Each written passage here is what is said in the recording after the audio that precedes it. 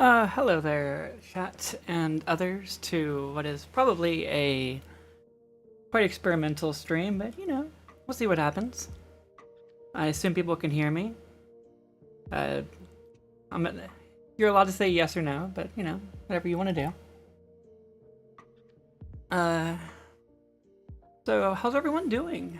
That's good to hear. I have been pretty darn good, honestly. It's been a heck of a week. But I guess nowadays everything is a heck of a week. But, with the muted badge on. I mean, whatever. It's fine. You can hear me anyway. But yeah, the biggest thing I've been wanting to get into with this has been wanting to talk about coffee. So here we go. So the first thing that...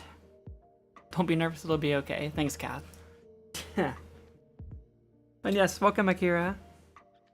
Thank you for the follow. Glad you can make it. I do probably have strawberry milk for you somewhere. I could probably ask someone else or who's around to go grab it. I didn't happen to grab any specifically for the stream, but this coffee milk that I made for the stream on accident may as well be strawberry coffee.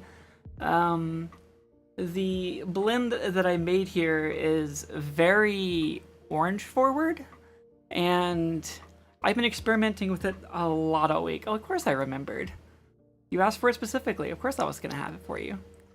The blend I've been using all week has been very orange forward.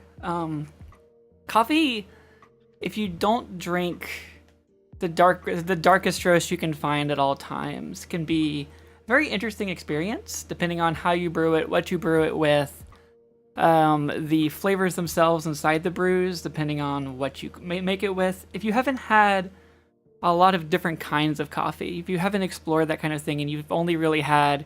I've had coffee, meaning I've had coffee from a diner, I've gone to it, I've had Folgers, I had whatever my parents gave me. You probably have not really experienced coffee. Coffee is super interesting. It is it is actually a berry. It's very much one of those things where, like, we call it coffee seeds, everyone just calls it bean juice. It's really none of those things. It's really just eating, it is the seeds, but it is the seeds of a fruit. In fact, you can actually use the fruit for other things. But in most cases, the fruits themselves are not used as much for coffee. They're typically used for other coffee-related foods and things. If you've ever had coffee-flavored things, more than likely they probably use some of the fruits themselves to not waste them, and because they have a decidedly different flavor. But in terms of the beans themselves, they are very, very interesting in terms of like where you get from variety, what kind of blends you have. In this case, I am currently sipping on a Cartel Coffee Give Back blend, which is to say, Cartel Coffee is the roaster. The Give Back blend itself is the name of the blend. I don't remember exactly where that blend is from. I can give you 1 second, I can tell you. But the actual coffee itself is a very interesting blend I'm finding. The Cartel Roasting Company, yes. It's actually a Costa Rica Ethiopian mix coffee. They say, according to the company itself, or the roaster itself, they were aiming for more of a mixed berries, caramel, creamy type flavor. I don't get as much as the mixed berries. I really get a lot of orange flavor from the bag. That may just be what I've used it with. Coffee really does taste different depending on what kind of brew you use, even what kind of water you use with it. It depends. Even what you brew it with or how you brew it can really change the flavor. If you add milk, if you add sugar, how much you add. I've done a couple of flavors across the week. The current one that I'm messing around with right now, or I have in my hand, is... The only time I ever had coffee was whenever I was at 6 at my grandparents'.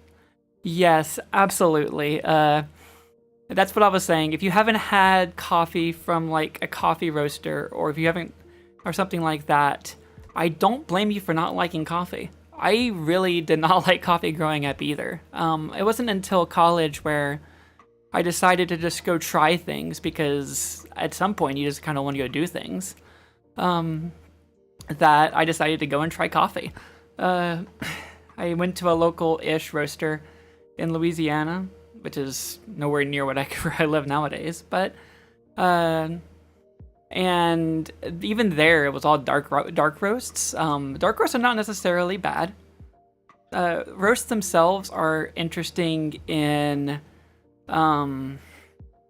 that for a lighter roast, you're going to get more of a less heavy, more acidic, berry, fruit-forward flavor, and as you go towards the dark flavors, you tend to hide a bit of the character of the beans and more towards a flat, bold flavor.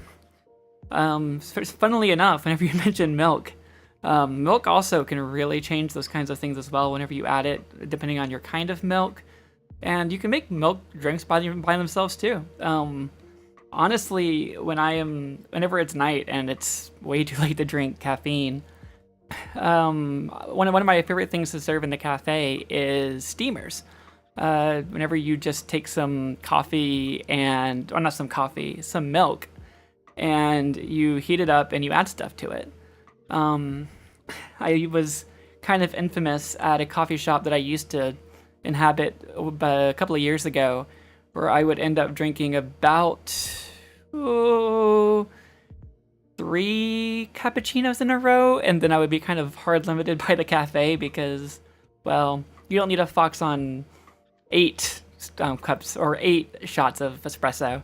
So I would kind of start pivoting towards more. Oh yeah, it's a lot of caffeine. I love caffeine, Chi. I can't express to you enough how much I exist on caffeine. Or at least I used to. Nowadays, I usually get by drinking about 30. Yes, I am constantly vibrating, although honestly, I am usually vibrating regardless of how much caffeine I drink. I am just more vibrating if I drink coffee. But yeah,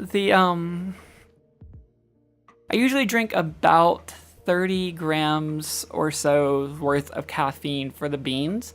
I really can't tell you how much caffeine that is, not only because that varies depending on how you make it, but it also varies based even on how much coffee you use in your brew, the beans themselves. You can kind of take and thank you so much for following Sam. Welcome to have you here at the cafe. But yeah, the caffeine can really vary depending on even the beans, where the beans are from. In general, you can kind of think of a cup of coffee as being about 2 cans of cola, or Coke, or whatever you want to call it that day. And about 4 cups of tea, if you're counting tea at about 8 ounces, and you're counting a cup of coffee at about your standard weird 6-ounce cup. Don't get me started on why it's 6 ounces. I never figured that out. I don't think anyone really has. I think they just really wanted a different size from a different size cup from teacups. And welcome, Luana, as well. Welcome to the cafe. But yeah, so when it comes to the caffeine themselves, just think about it that way. Honestly, if you typically drink a cup or two or I guess a can or two of Coke, then that's effectively like a cup of coffee's worth of caffeine-ish. Something like 60 to 100 to 120 milligrams of coffee. At some point, it's just kind of a relative amount, but that's kind of how I think of it. In terms of this coffee itself, though, I've been messing around with it basically all week. I get a new bag once a week, and I kind of felt like it would be fun to review it once a week. I might try moving this to the weekend just so I can have more coffee itself, or more time to experience and play around with the coffee between the week. But also, I can drink more caffeine on the weekend and not have to wake up in the morning. Working at the cafe is early morning hours. I actually order my coffee from Misto Box. I am not entirely sure how an affiliate link would work on that from this, but so I'm not going to bother with that presently. But my coffee, I have a subscription service. There's many of them. Yes, hashtag not sponsored. But but they send me a bag of coffee about a week, every week, depending on how much you drink. I would say an average person, if you drink a cup of coffee every day, or something like 500 grams of water for your coffee, 30 grams per thing, you go through about a half a bag a week per person. Depending on how many people you happen to have around, you'll end up needing more or less coffee. But I find that about a bag a week is what I go through. So it ends up lining up nicely for what I need it for here. In that case, also, I'll have more vibes and more bags to show up. I do, actually. I even have potentially a picture or two of the bag being made today. Although, let me actually do this. Before I go any further, while I'm thinking about it, I'm gonna go ahead and save. Well, while I'm clicking these buttons, so the coffee I made here for while sitting is made in what is called a V60. It's a pour over, meaning that the coffee is poured over the beans and it constantly falls through, sort of like a typical Mr. Coffee or a coffee machine, only you're doing it by hand.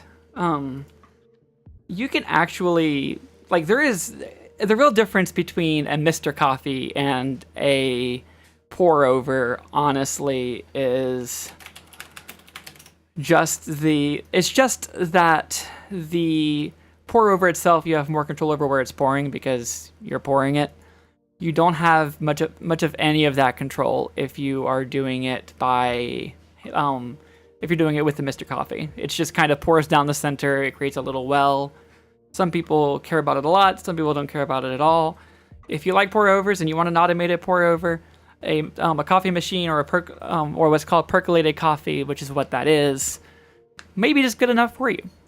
Honestly, the quality of the beans and the quality of the water matter a heck of a lot as the first steps for a coffee flavor anyway. So this is the bag of beans. It's probably very big. You'd probably need to fix that. It'll be fine. Woo! And now we're on a chair. So this is the bag of beans. Thank you for an idea. Beanbag jump scare. You're so right. But yeah, this is beanbag jump scare.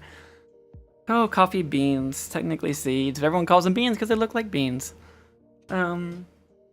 So yeah, let me go ahead and grab one more picture while I'm at it, just to show you a little bit of what the actual pour looks like when you're doing it. But really, honestly, when it comes to a V60, there's not a lot to it. When you do a V60 pour, really what you're doing is you are acting like a Mr. Coffee would do if you've ever looked inside one, where there is a faucet or a funnel above it. In my case, I use a kettle, and I slowly pour the water over the beans in a small little tray here. Let me go ahead and get a picture of this real quick, just so we have a bit of a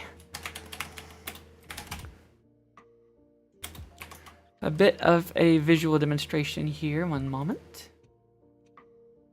Whoa, it's very big. And it's still too big. Ooh, love how jump scare these pictures are. You can imagine how much I planned for these pictures to exist. So yeah, there you go. I actually poured it directly into the cup this time. Hashtag not sponsored. Again, there's no sponsoring here. This is just what I'm currently drinking. So I will say this bag of beans in particular, if you are looking for a particularly strong cup of coffee, this is not where I would go. It's been a fairly weak experience. I've had to do a lot of pulling of the flavor out of the beans to get much more than very basic flavors and citrusy acidy flavors. Also, I'm looking at the Cartel Roasting site, which is the roaster on the bag. and their own site and the bag itself disagree with how with the roast level of this coffee. The site hashtag sponsor the fox or make sponsor the fox. Please do. Please send me coffee. I love coffee. The bag on the site actually marks this as a medium roast, meaning that it's about halfway between like a light roast where you'll get a lot of the flavors and not much boldness, not a lot of what people consider coffee's like deep, rich flavor, and the dark roast where you get all of that and very little of the coffee bean flavor.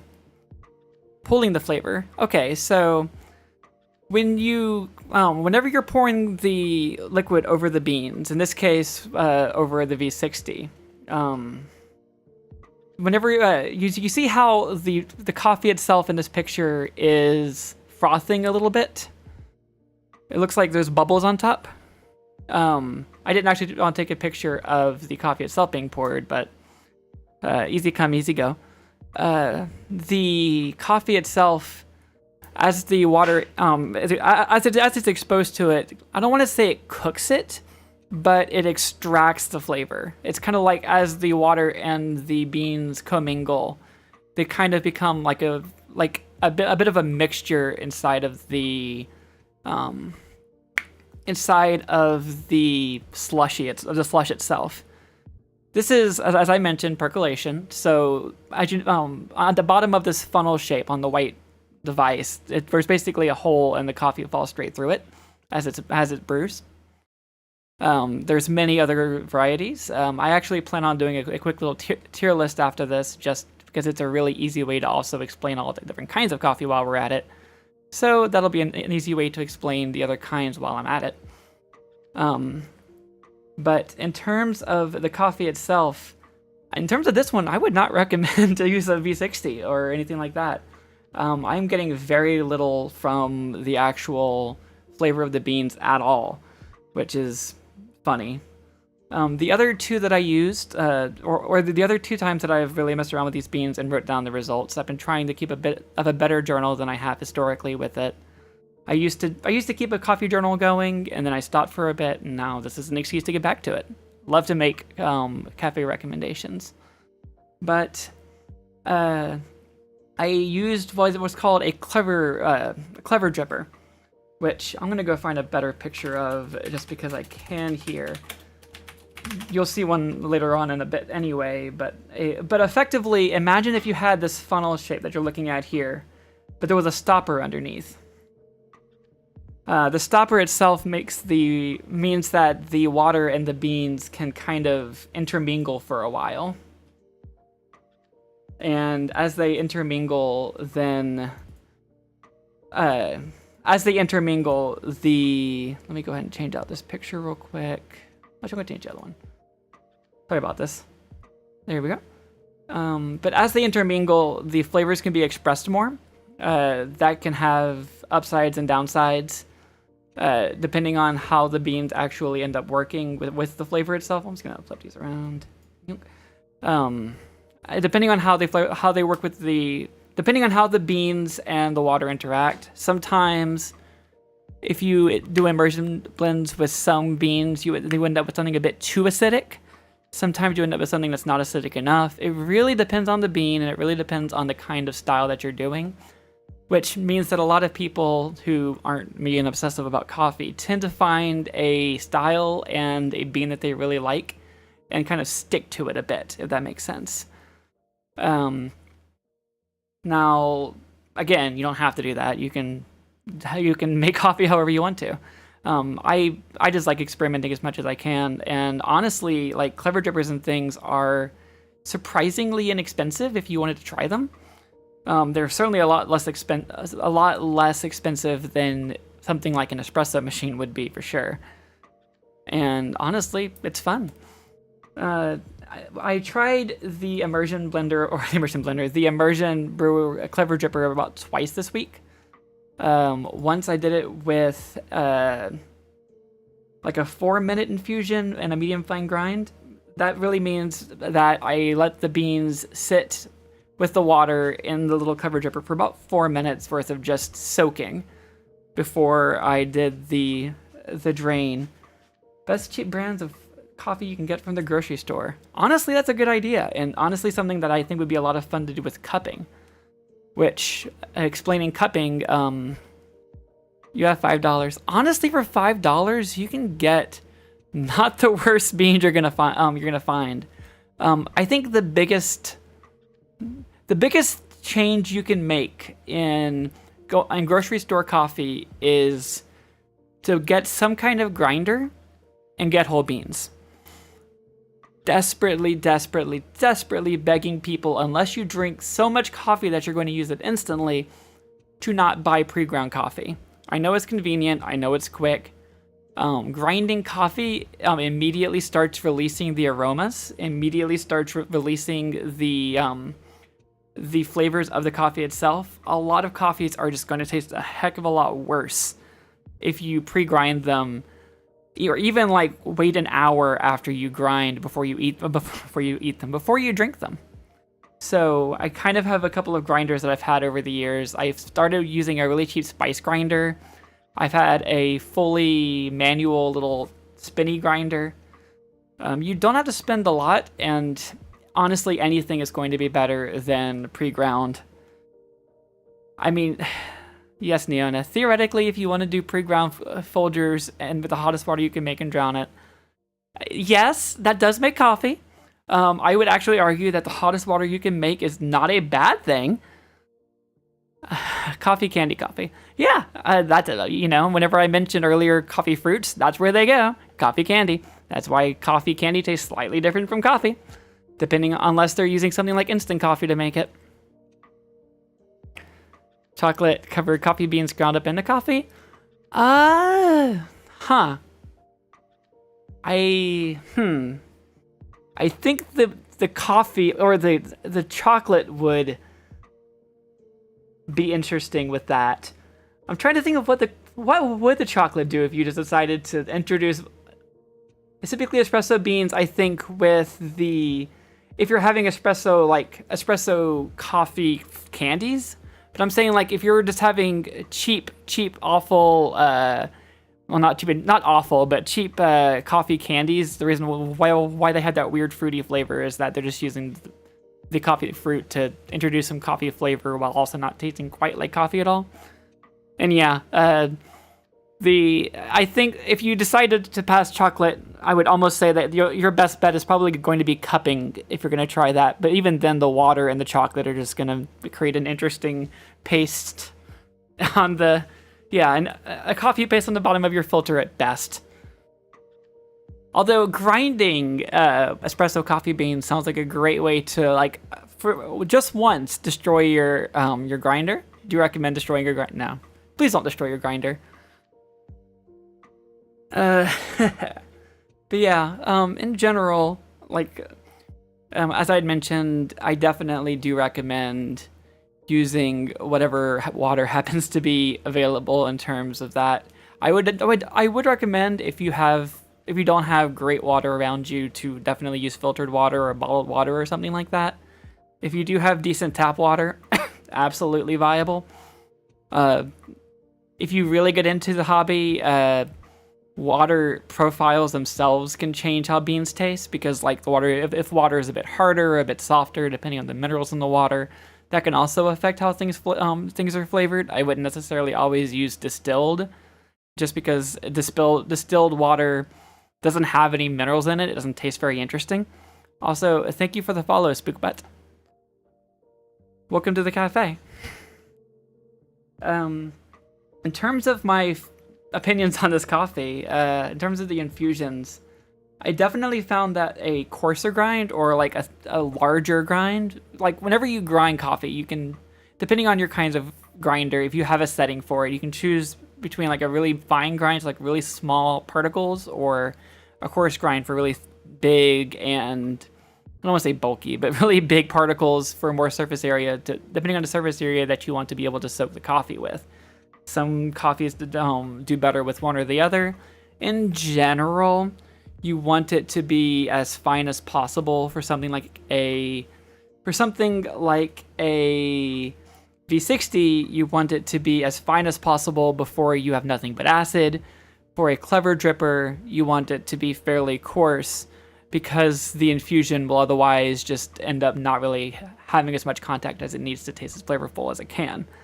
That's actually the problem I had earlier this week. I tried to use a finer grind with the clever dripper first, and I had mentioned earlier that the coffee tasted had like a nice orange flavor note to it, a bit of citrus, a bit of the orange sweetness going for it.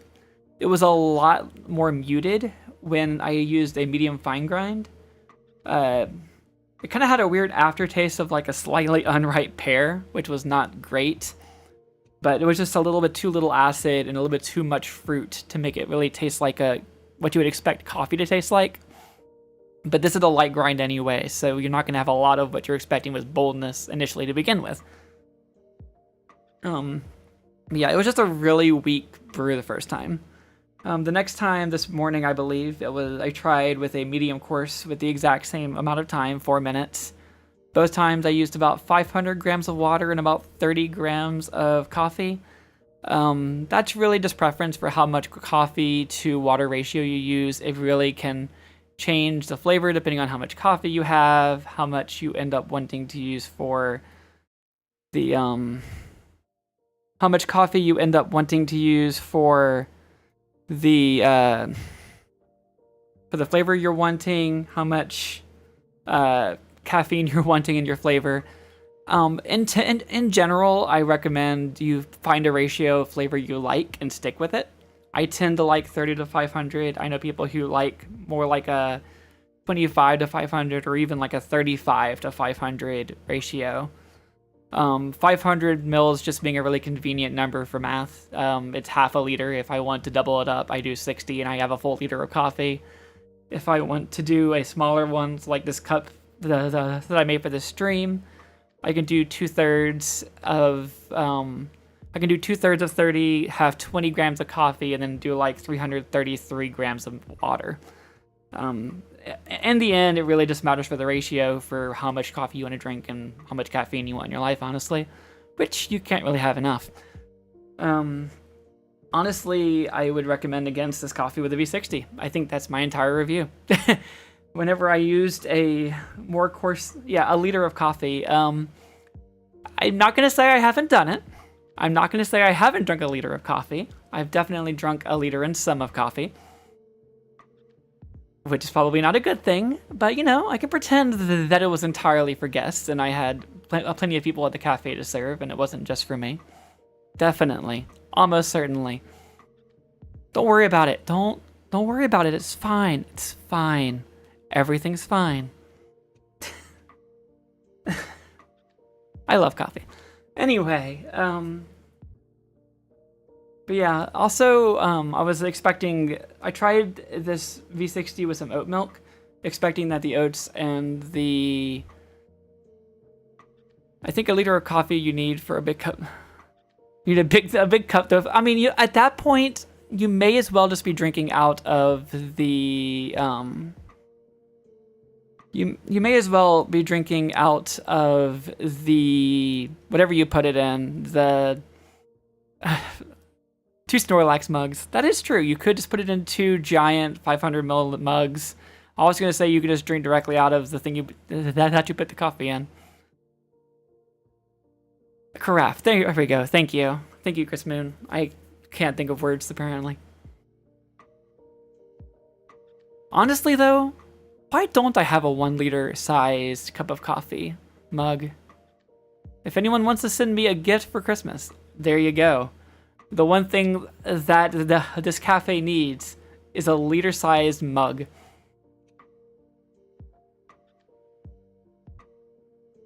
This coffee is not great. The other was great. This particular cup could definitely use some work. I'm gonna actually hop over here and we're going to hashtag not sponsored. Yes, I absolutely hashtag not sponsored. Nothing is sponsored here, unless you want to sponsor me, in which case have a good time.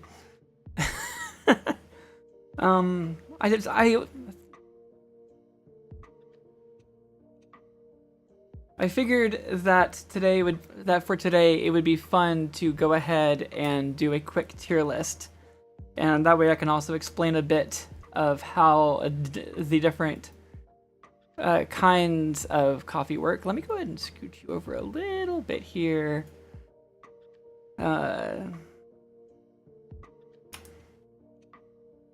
There we go. Is that a whale mug? Well, what do we have? Do I need to? Oh my goodness, I am gonna... Before we go any further, I desperately need to have a quick conversation about this mug, because I kind of actually need it. And by kinda, I mean, I really actually need it. I apologize for anyone who does not want a giant whale mug in the cafe, but you know, it's fine.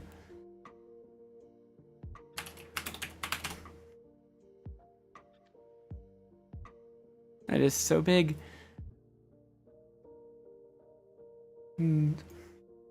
What? No.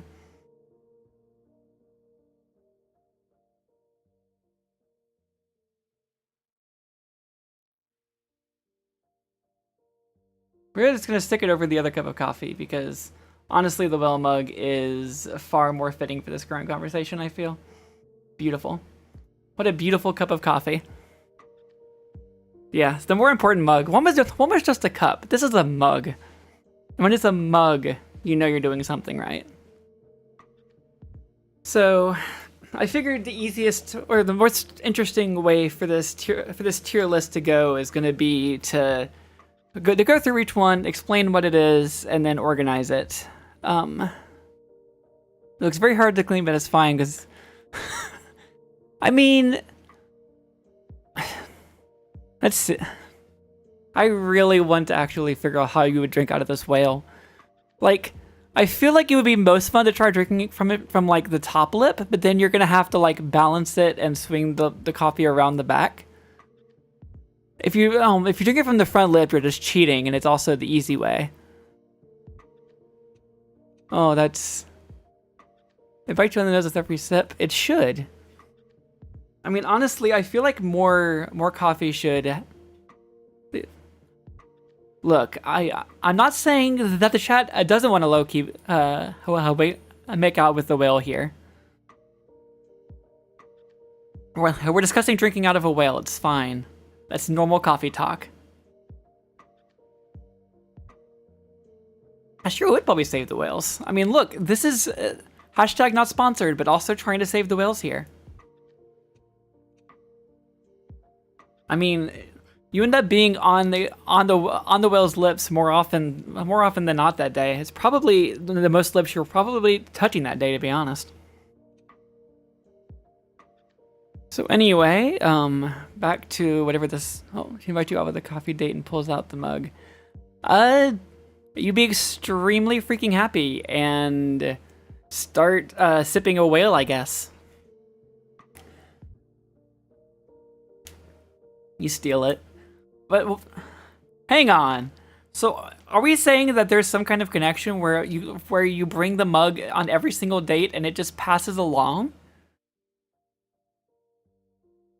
No, Chi, you don't understand. You steal the whale on every time there's a date, and you have to bring the whale on dates. It's the ultimate tool for...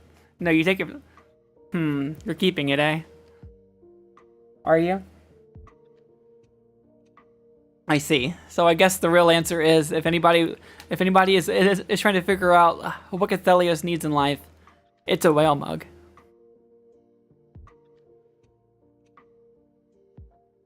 Whoever wins the date gets to bring the whale home. I mean... Well, hang on. So, is there anything that is more date appropriate than sharing the whale? Over 17 ounces. Oh, so 17 ounces, yeah, that's barely even a mug. That's literally just mug sized. I do appreciate that apparently it mentions that it was made at 2000 Celsius on the page. I don't think that's really relevant to anything when it comes to this mug. Nor is it nearly as cool as the current mug on screen, so...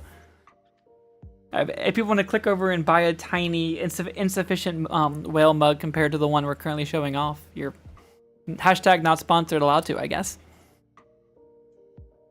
Sharing the salt lick. Look. So the question is, does the whale go with the communal salt lick? No other way. We'll have to. So we need to find a potter. A potter? I'm not sure what the name is for people who make pottery. But then, if we find somebody who is willing to make it, we truly can make it any size we need. Truly, it's a whale.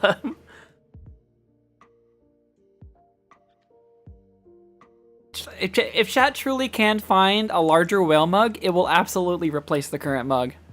Current goal of chat: finding the bigger mug.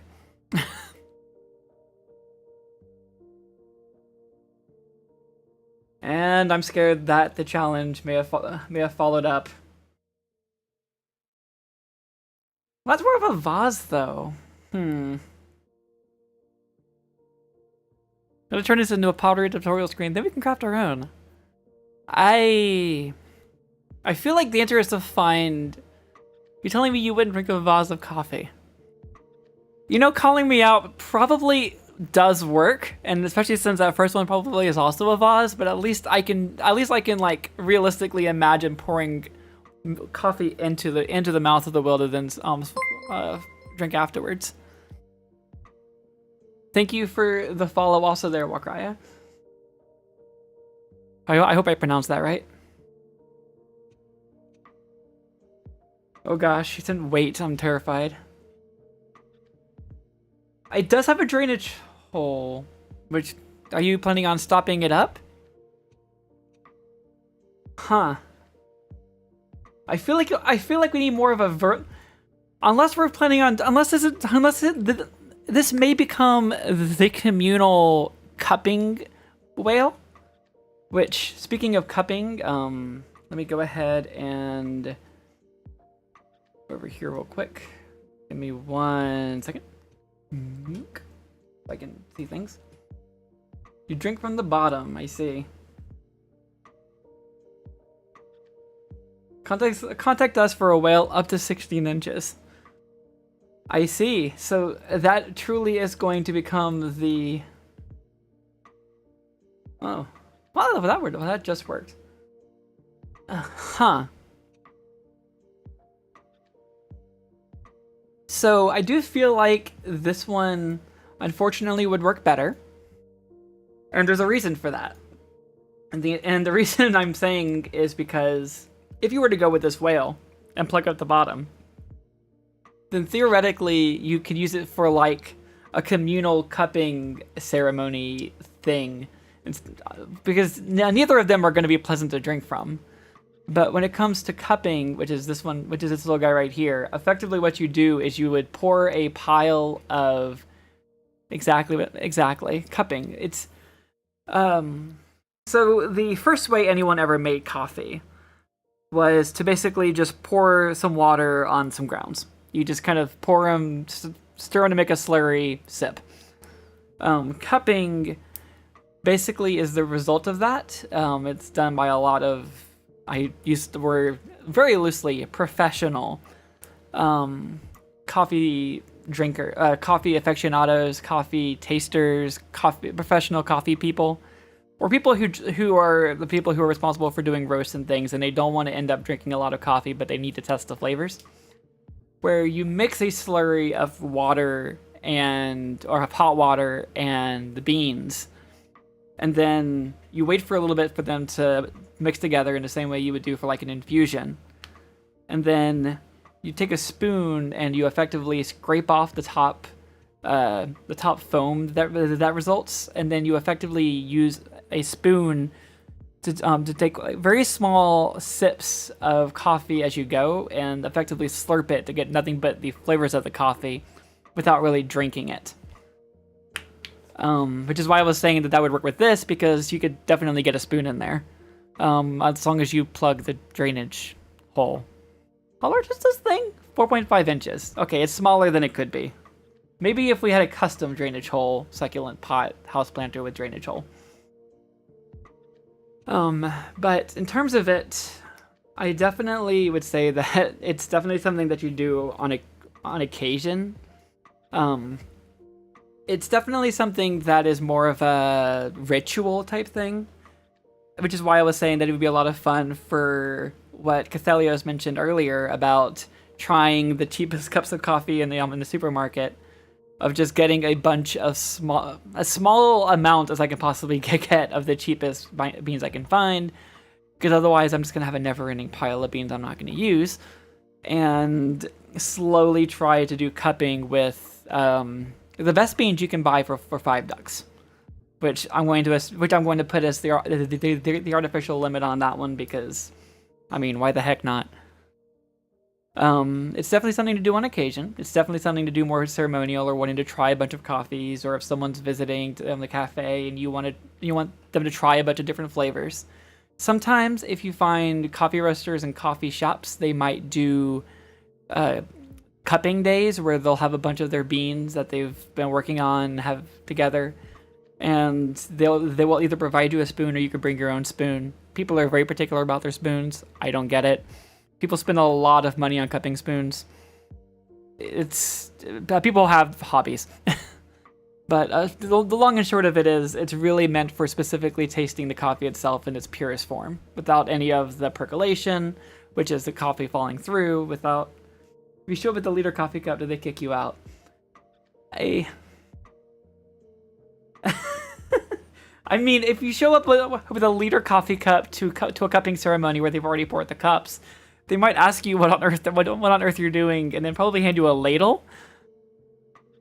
But honestly, if you're being handed a ladle, actually, I think you're onto the worst thing here, and honestly, I respect you. I respect you for that. Because normally, for reference, depending on the situation, some people do, like, if you're tasting a lot of coffees, if this is a proper setup and you're going to be trying a lot, you're talking about 30, 40 cups of coffee. You're probably not drinking all those, or you'll probably have a caffeine overload and crash halfway through.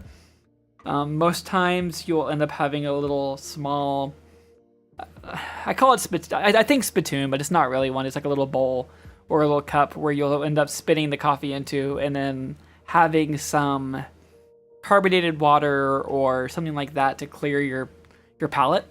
Which is also why if you are drinking some espressos at some places, they'll give you a cup of carbonated water, or you'll have easy access to a cup of carbonated water if you're served espresso. Espresso being another kind of percolated coffee that's very, very strong, and it's pulled through a machine at very high pressure.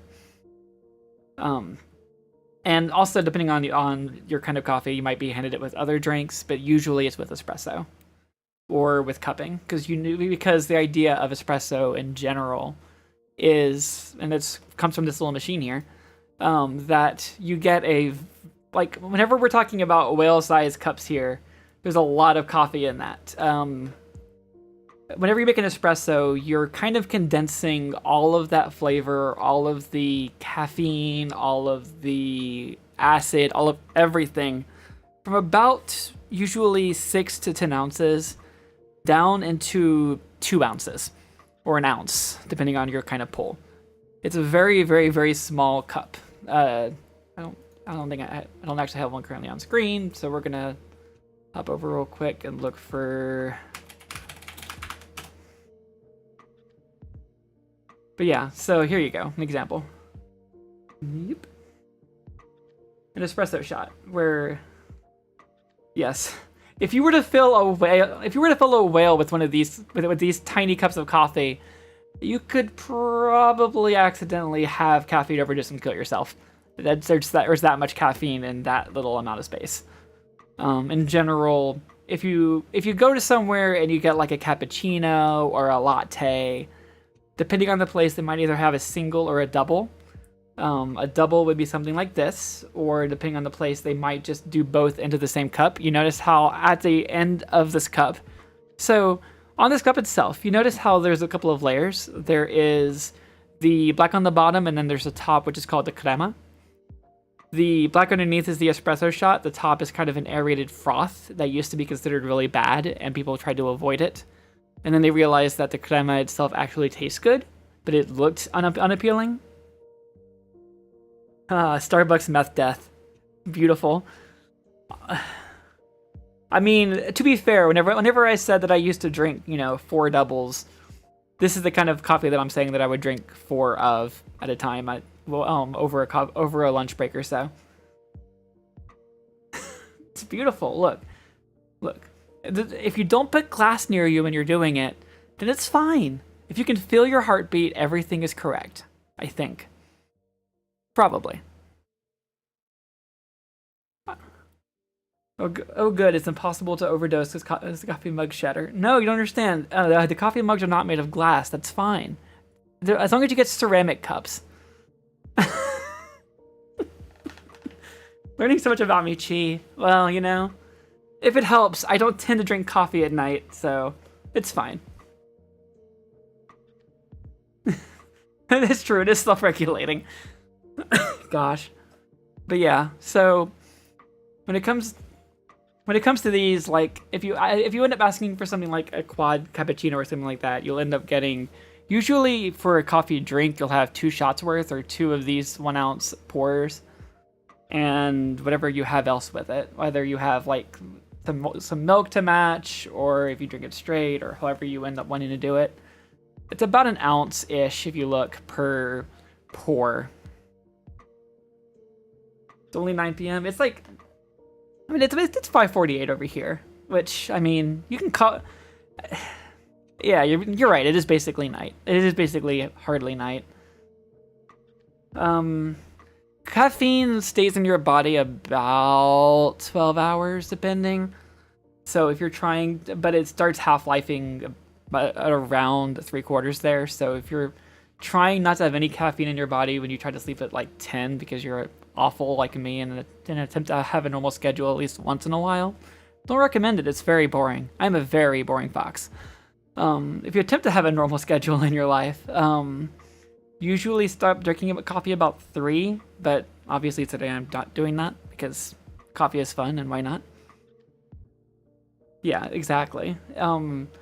If you're super sensitive to caffeine, then you really want to aim for 12 hours before you're planning on going to sleep, or you're going to have issues.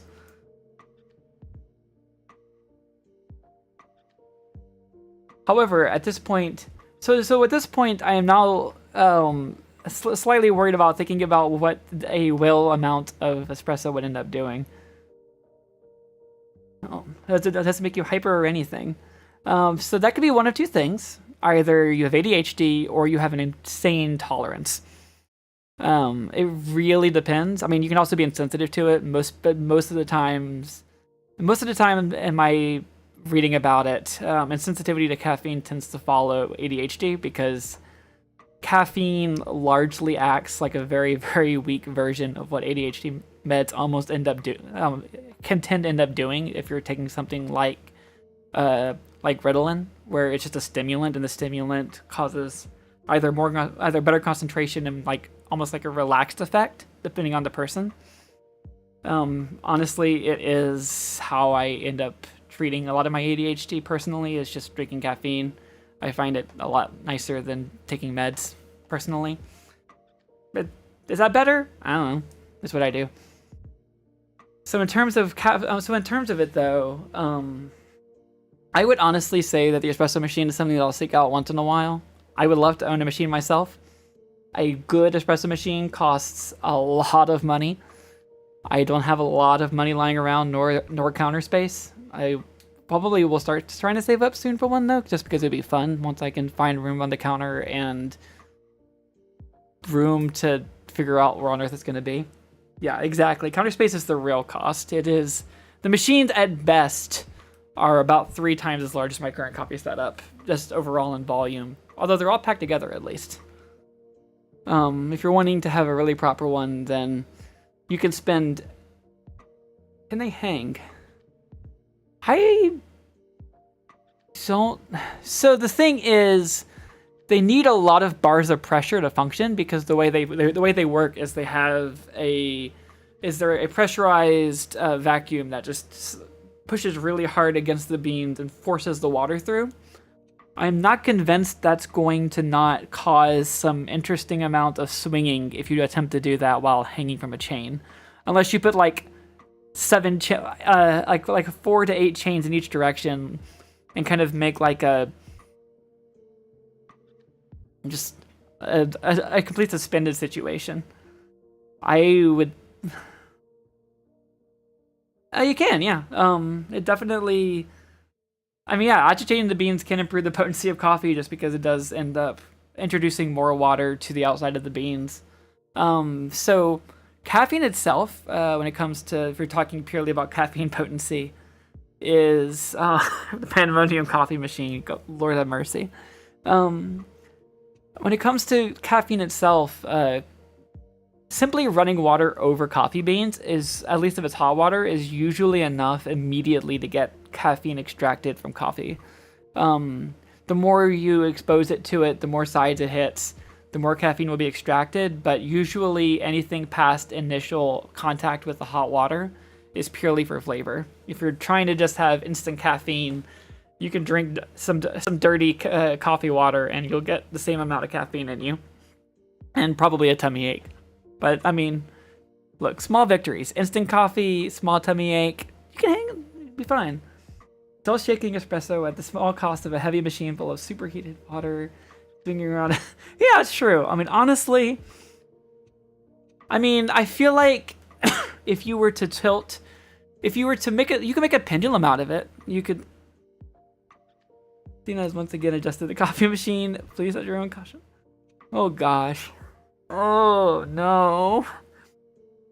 A real 14 raid mechanics are an espresso machine swinging around wildly with actual RNG.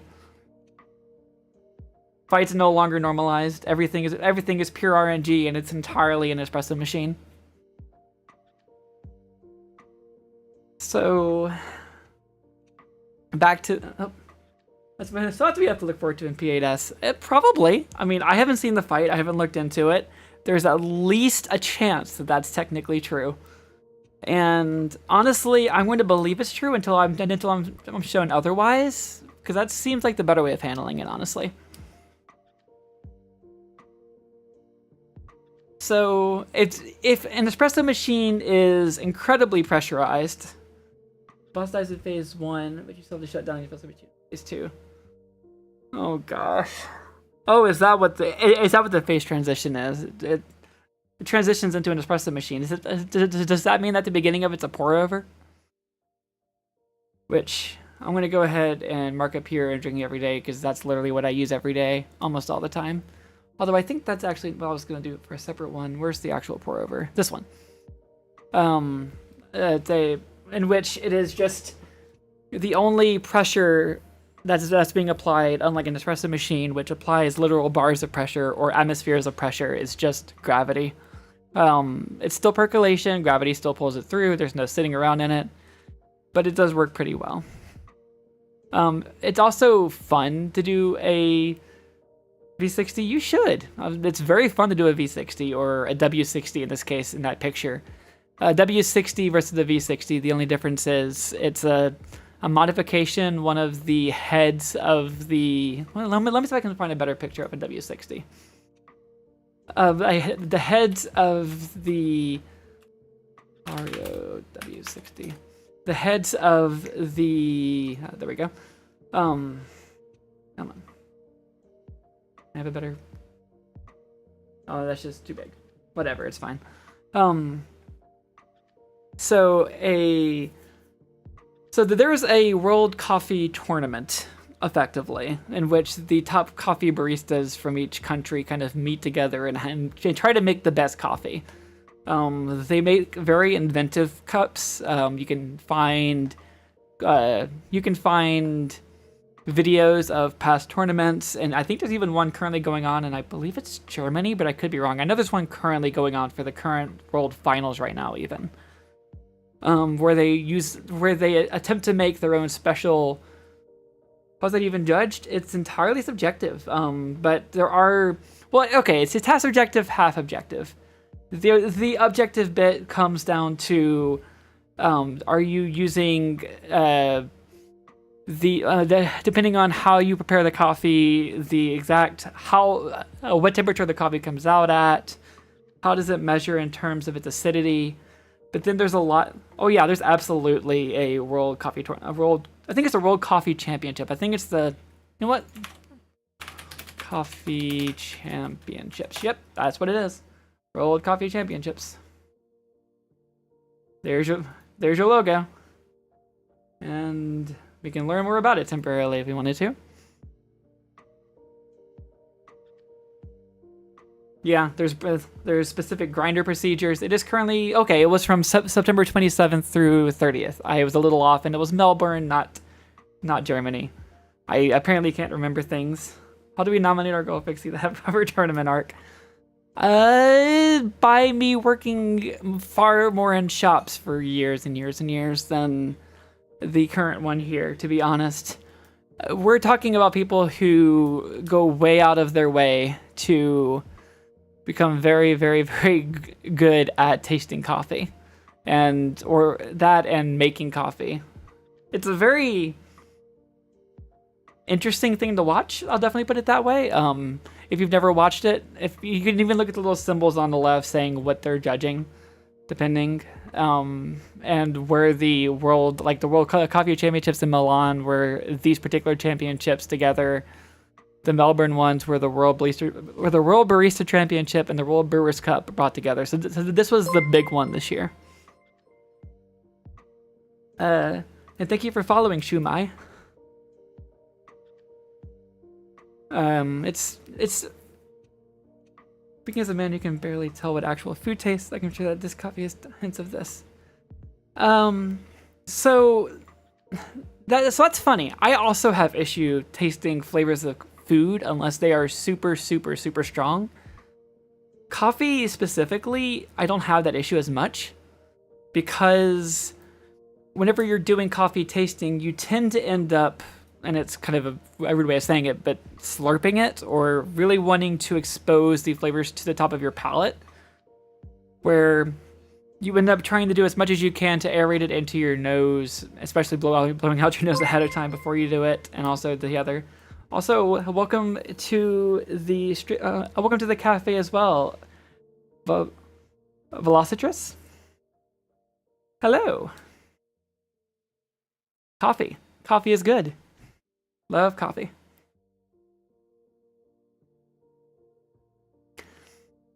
Welcome to me ranting about coffee for entirely too long. Coffee is indeed amazing. You know, actually, it would probably be fun for me to go and look through the World Coffee events and see what kind of championship concoctions were made, because typically they end up. Let's see if I can find an example in here. But typically there is a top, there's judging for specific things like best espresso pool, best pour over, very basic categories for drinks that are made in the cafe. And then contestants have to submit their drink, meaning that they have full creativity to, if they want to do something like a W60, which is where this came from, like what this is, it's a wire filter. So this wire filter here is put into a standard V60, which is like a funnel, which then has a paper filter in it. So you end up with the grounds being roughly cut with the wire filter. If you've ever used a Mr. Coffee or something like that, just to make basic coffee, you may have noticed that there's a difference in flavor between a paper filter like this and a wire filter like this. And I apologize for only showing half the picture, but that's just currently how it's zoomed in. We can all deal today.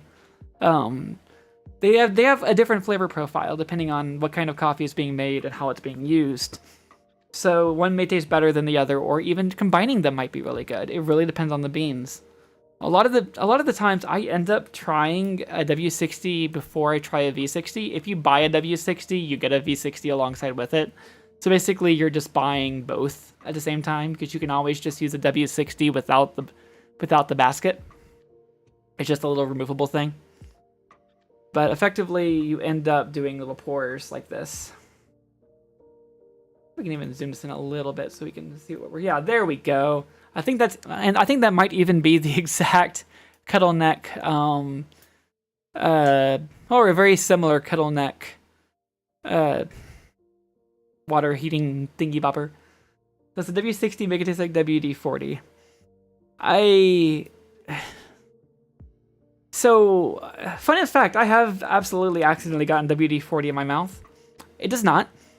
The WD-40 tastes absolutely fine. I mean, if you look, I apologize if you wanted to coat your W60 wire basket in WD-40 and then pour coffee over it. I'm sure you could combine the flavors and then head to the hospital, probably in that order.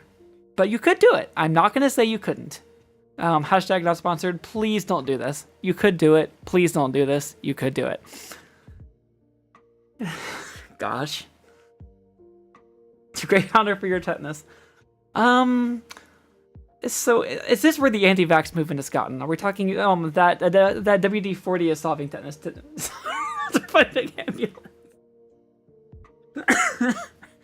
Yeah, okay, not sponsored except for by Big Ambulance. That is correct. Probably if you're trying it at home, place the ambulance call before you have your cup of WD-40 W60 coffee. Just in case. You can probably call them back and tell them not to if you're fine afterwards, but just in case. Next on my list of going down this, I was actually going to hop over here and mention this little guy here, which is a very similar thing to just using a V60 or W60, but less about the taste and more about making the coffee pour over. So here's the thing. I think the W60 would actually make it pour out of the cup slower, because I'm pretty sure that the water or some of the beans are going to bind to the WD60 and make it stick a little, or WD-40 and make it stick a little bit. The WD-40 is not actually a great lubricant. It is almost certainly the worst choice to use as a lubricant. I have no idea why it caught on as being used as a lubricant. It's not great for that. It's great for breaking down rust, but if your V60 is both made of iron and rusty, you might want to look into either getting something else or at least cleaning it with, WD-40 to get it clean first. Now, if you were to use an actual lubricant to get it... Wait, is this my sister? Oh, gosh. Oh, no. So... Yes, water displacement. However, the water displacement would probably act very strange if you decided to stick it to the edge of the wire basket and then pour the water over it. I'm pretty sure it would just cause it to be a potentially cleaner wire basket at the end at cost of anything else. And welcome to the chat, Erica. Also, welcome to the cafe. So so when it comes to the V60, another way of using it here is, I have it down here as a tiny little picture. You can use it to make iced coffees. You can actually just straight up stick ice cubes into the cup you're pouring over, and it will honestly make a better iced coffee than you're probably going to get in most places. There's a couple of ways of making an iced coffee. You can either do what's called a cold brew, which I have another picture of here just for organizing purposes here, where effectively what you do is you make a slurry of water and grounds, and you leave it overnight for like 24 hours or 48 hours or however long you're willing to wait. And then you run it through a sieve or a cheesecloth or a bunch of coffee filters, and then you have that coffee. It becomes a very concentrated coffee, but it's not necessarily the best for pulling out flavors of coffee that need a lot of heat to be able to get them out from like a light blend. If you're trying to find a use for a bunch of old, cheap dark roast beans, like what I might end up with if I end up going with Cathelios' suggestion, that would probably be a pretty good way of doing it, because you need a ton of beans compared to any other method to get cold brew to make coffee. If you have a ton of extra coffee around the house, cold brew is a great way to get rid of it real quick. I'm gonna stick that into probably somewhere like I will if I have to. I don't. How to change that big a weirdo? Do you have a rating for one of those wire mesh pitchers for making a cold brew coffee? Yeah. So I don't actually like cold brew as much as I prefer an iced coffee. Whenever it is done via either pour over onto ice or even very slow fridging it. The slow fridging and bringing it down to room temperature and then making it colder is a bit more controversial in terms of making it more acidic tasting from people. I find that doing it directly over ice also introduces some water into that acidic mix to help dilute some of the acidity. If you're just trying to make a giant amount of cold brew coffee, I've never really used the wire mesh pitchers because, as I mentioned, I typically just use a sieve or pour it over a cheesecloth or something. And yeah, they absolutely recommend diluting it heavily afterwards, because what you're going to end up with once you start filtering and draining it is a very, very concentrated cup of coffee. Welcome to the cafe also, Lafty, and enjoy your time here. Yeah, they are very. You end up with a very concentrated. That's why whenever you buy them in the store, you'll almost always see where it says cold brew concentrate or something like that, where they recommend diluting it just because of the flavor. You don't actually have more caffeine, except the fact that there's a lot of beans to begin with, so you get a lot of concentration of caffeine from that. But if you're trying to do anything individually, I really would just recommend doing something like a pour over onto ice, unless you just have a ton of beans and you want to be really efficient in getting rid of them as fast as possible, because you're going to burn a lot more grounds than you will ever burn doing any other method, especially if it's an expensive coffee with making cold brew. And that's just my coffee onions on that. Speaking of that, I'm gonna mention nitro cold brew, which is the exact same thing, but someone decided that they wanted to introduce more acid flavor to it and a bit of like foaminess. It's mostly a Starbucks thing. Welcome to the chat in the cafe as well, Neko. But nitro coffee is very, very going to be a frothy cold brew. You're going to end up with a lot of foaminess and kind of like a bit more creaminess flavor, some people say. I tend to find that, like, you know what, I'll actually stick it above here. I'll put it on occasion. If I was going to have a drink from... Oh, thank you, Chi. Thank you so much, Chi. If I was going to have a coffee from Starbucks, it's probably going to be something like a nitro cold brew, just because that's really heckin' hard to make at your house. Mostly because I don't keep nitrogen lying around. That'd be a bit silly. Actually, you know what? Let me fix this. This is not what this one was. This is what this one was. That's just straight up cold brew. Yeah, nitro cold brew is absolutely fun. You can buy it probably in the store, even if it's bottled. That works fine. I would prefer it to regular cold brew, just because you get something unique out of it, and it's not just extreme amounts of concentration. In this case, I'll actually stick this probably a bit below the nitro one, but it's just another method of cold brew, where you're doing it in a French press, which I can mention after this. That's what a French press is. But a French press is... a French press coffee has the benefit of it being a cold brew, but there is a built-in way to be able to dilute the beans on top after you finish diluting. You just kind of push down the French press and then pour your coffee. You end up with the same problems of it being super concentrated. If that's your thing, then great, A+. And you end up using a lot more beans to get any amount of the same amount of flavor. but at least you aren't trying to like find a sieve or find a cheesecloth or something like that to clean up, and it's just a whole lot less mess. And it makes like a single person or two drink. You just have to wait for 24 hours. So if you want to do this, grab a French press, put some beans in. You can find ratios online for cold brew. I don't remember them offhand, but a Google search is great for that. Fill it with water. Fill it with actually room temperature water usually, depending on your recipe, but find it online. Stick it in the fridge. Wait overnight. When it comes to a French press, which I'm gonna mention here, I'm probably gonna go find a picture just so I can show you what that is. A French press is, oh come on, we're gonna do that. There we go. It's a bit small.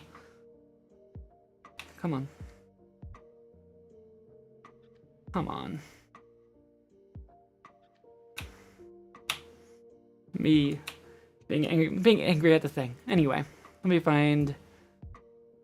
That'll work. So a French press, or different from a French roast actually. A French roast typically just means an extremely dark roast.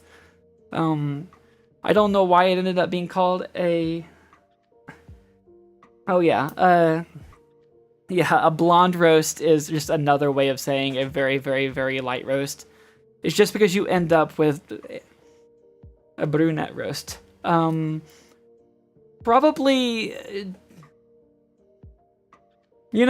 honestly, it could be whatever you want it to be. I don't think that's actually a term. It's like, at that point, we're just going to call it a redhead roast, I guess.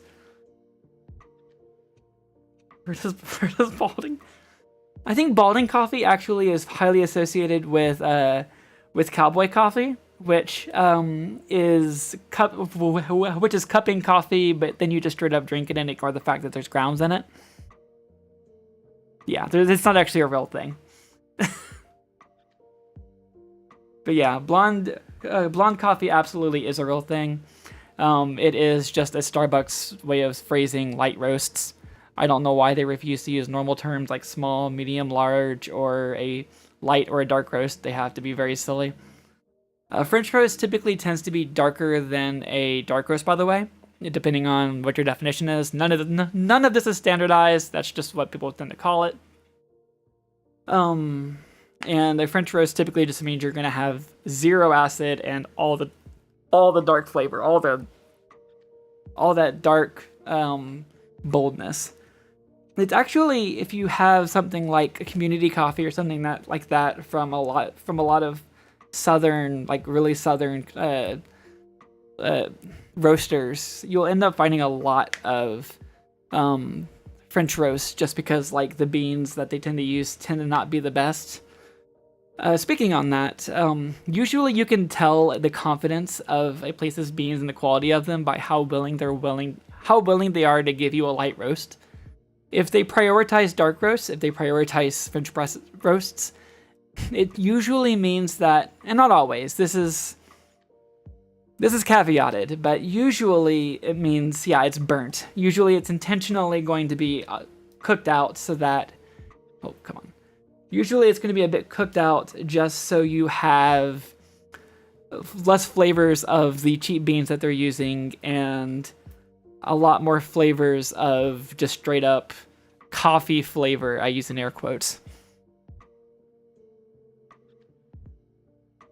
Which, I mean, if you go to somewhere like McDonald's or something, you're going to guarantee have somewhere between like a dark and a French press roast. It is really cheap for them to use the cheapest beans they can find and cook them to death. People are usually pretty content on average with cheap dark roasts. They're not usually as content with a cheap light roast, which exposes the fact that they're just using whatever beans they had lying around. When I mentioned earlier the coffee that I had was from Ethiopia, it was a blend of Ethiopian and Costa Rican. Depending on where you grow the beans, depending on where they grow relative to the equator, depending on the soil, depending on a lot of other things, coffee can have very many different flavors. Enough milk and sugar can recover any cup. I think you mean cover any cup. Theoretically, you can absolutely make milk water with some bean juice in it and sugar to hide the rest of the beans. I don't really call that recovery though. I call that I'm desperate for caffeine and I'll definitely drink whatever, and I'll drink whatever. Like usually, which honestly at that point you might as well like. So here's my other take. I don't mind a lot of dark roasts if I am traveling and I need something to drink.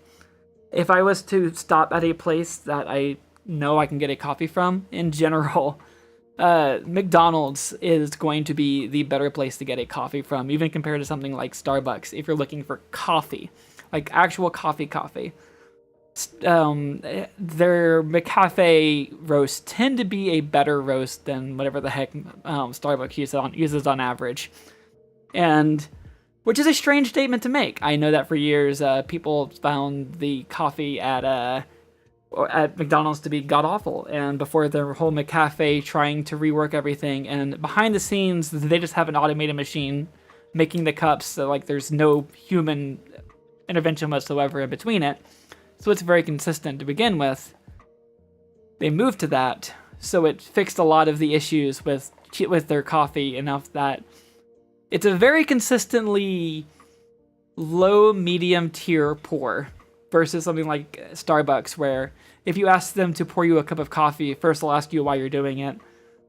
Yeah, exactly. If you work at McDonald's, it's very hands-off. You push the button and it makes a cup of coffee. Thankfully, they have moved away from having a coffee cup on the burner. Speaking of coffee cups on the burner, if you're used to the idea of coffee being office coffee, where it was made in a Mr. Coffee or something and then left on a burner underneath, the worst thing you can do to coffee is to leave it on a burner. A burner being a hot plate underneath. What you end up inevitably with, and that's done so that the coffee stays hot throughout the day. If it's a already burnt dark roast, then it's less noticeable but it's still bad. What you end up doing with it, yeah, exactly, it turns bitter and sour because you're burning the bottom of the coffee constantly. So every single time you pour, you're mixing in burnt coffee, like just singed to a crisp underneath with whatever happens to be on top. So you end up with a very weird gradation of coffee, and unless you're drinking it immediately, it's just bad. The best way to actually get coffee warm again, assuming you're at a office or something, is just microwave it. If you happen to have something you can nuke it in, just toss it in, and oh yeah, thermos 1,000 times better than a burner. Vacuum container, absolutely, yeah, exactly. I actually personally am, and this mentions how much of a coffee snob I am. I have an Ember mug that I use at my desk, which is the most ridiculous solution you can have for this. Come on, there's gonna be a better picture. Okay, that's good enough. An Ember mug, which is a smart mug. Yes, I know. But an Ember mug effectively is just, it's not a burner underneath, it is just a heated via battery mug that you can set the exact temperature you want your coffee to be at via an app, and then it will regulate and keep the coffee at that temperature via just acting as a resistor underneath for the mug itself, instead of just being a extremely hot plate underneath. It is a super good way to be able to enjoy a coffee all day, or at least for an hour or two until you finish drinking it. Or if you want to reheat a coffee, you can put some coffee in and tell it what temperature you want it to bring it up to. It is a little expensive. They're like $80 for a mug. I've used one for years at this point. It just kind of sits on my desk, and it is, I mean, minus the battery getting slightly off because it is just a lithium-ion battery, as they all are nowadays, and it's just lasts a little bit less long than it used to. It still lasts long enough if I keep it around the little charging pedestal that it comes with. But it is a great little accessory if you're looking for a coffee snob gift to get something for them, especially if they work from home or work in an office near a desk, that they can just pour in and have a consistent cup of coffee. Second best is easily a thermos. The only real difference here is the amount of time that you can expect the coffee to exist at drinking temperature. I use that in air quotes because that's per person, but usually most people prefer coffee between somewhere like 120 to 140 degrees, depending on the person. I believe by default the Ember mug does about 136 or so Fahrenheit. I don't actually know what it would be in Celsius, despite the fact that I do everything else in Celsius, just because that's what the app does by default, and I never changed it. But yeah, it's great. Much better than using a burner. And if you are in an office and you want to have the office mug of coffee last longer, take it off the burner or turn off the burner if you can flip off a switch. Everyone in the office will thank you after they understand why on earth you're doing this to them. Mostly because no one wants to drink the burnt coffee at the end of the day. It's just awful. In fact, actually, the next way to handle it would probably be a nice conversation on that, in which you can do something like instant coffee. Instant coffee is a I don't want to say pre-used, but it's effectively freeze-dried coffee. It is already prepared so that when you expose it to the water, it effectively mixes into the coffee. And there are some good instant coffee brands. I will not say that all instant coffee is terrible. It is much harder to find a good instant coffee than it is to find a good anything else. And if you're talking about the worst of the worst, if you ever want the worst experience you've ever had with coffee, you can just go buy some Folgers instant coffee and suffer. It's real bad. It's real bad. But it's also what a lot of people have had as their first experience because, yeah, it does. For some reason, America got addicted, or sorry, I don't want to say for some reason.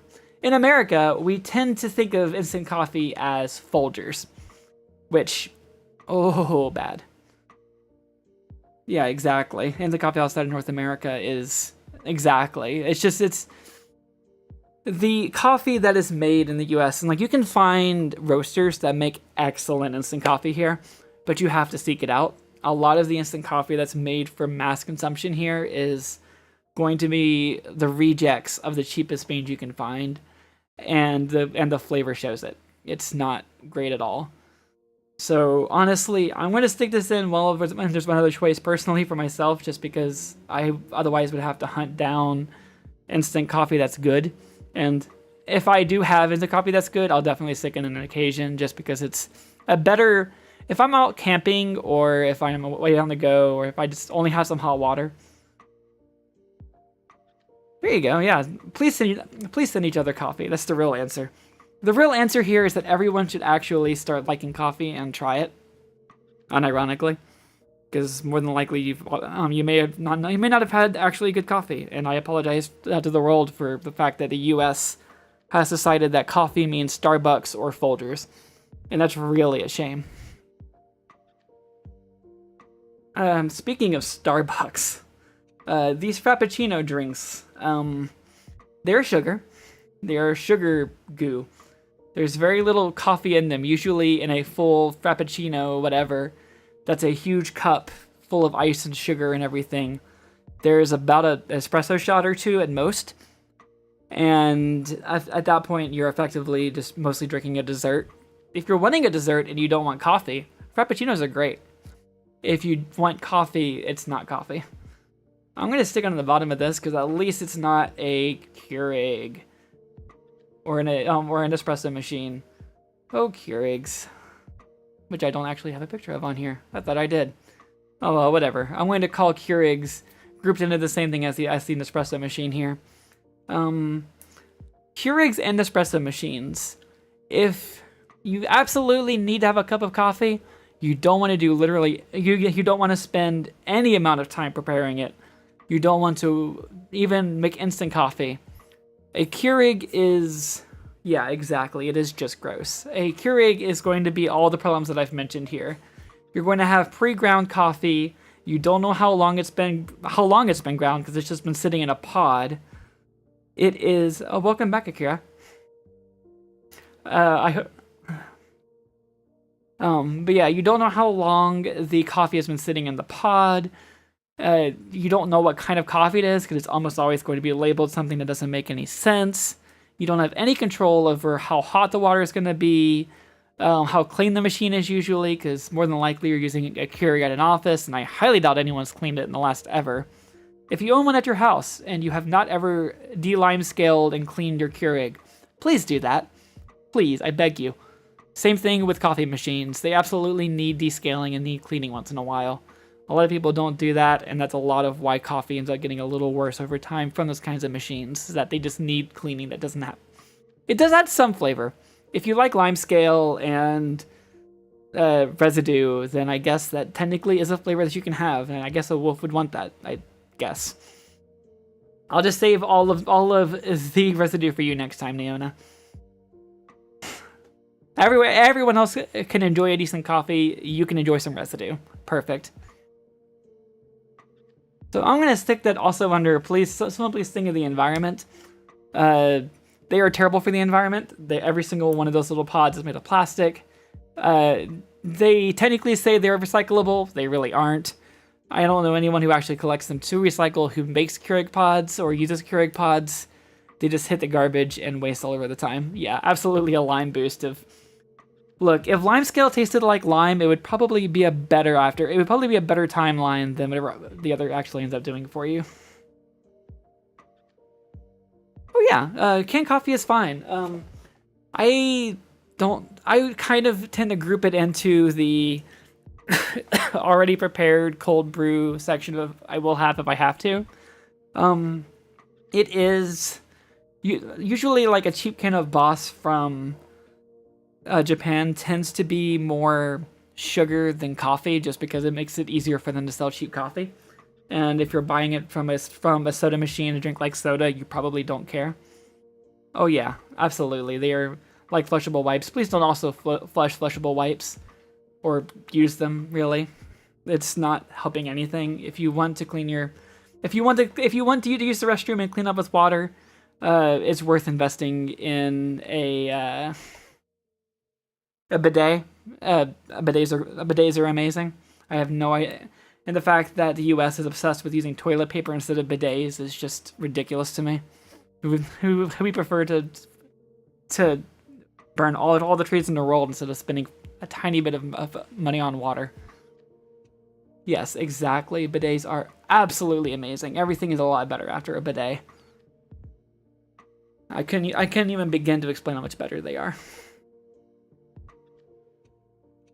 I think it's because people are like actively scared that the water is just going to shoot right up their butt, which doesn't make any sense. I don't think people have bothered to spend 3 seconds thinking about it. Where does bidet fit on the tier list of coffee brewing? Oh. I mean, there's water pressure. There is more water pressure than gravity. I mean, if we're already hanging the espresso machine to be swung around on chains, you can probably make an espresso machine bidet kind of work. Oh, you're so right. Heated ones hit differently. Although at this point, I am terrified of the idea of an espresso machine bidet at this point. Oh, lordy. Speaking of intensely insane science experiments, you have this concoction whose name currently escapes me, but effectively ends up just being a heated, pressurized way to be able to sieve coffee over water from the bottom to the top. It's really more of a novelty in my opinion. I've never had a good cup at any time I've ever found a roaster or a coffee shop that would serve me one. I'll stick it into here. I just think it's a complete waste of time, and at best you end up with the problem of water being superheated or being heated by the heat directly, and just kind of end up with a weird amount of half burnt coffee unless it's absolutely done correctly, upon which you end up with like as solid a cup as a V60. But then it's a lot less fun because it's just a weird science toy, in my opinion. Same with mocha pots, honestly. They were very popular years ago. You kind of end up with the same process where you have a... Well, I can show the inside of a mocha pot. Why not?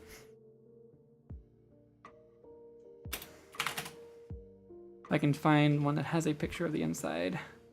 Yeah. Okay, there we go.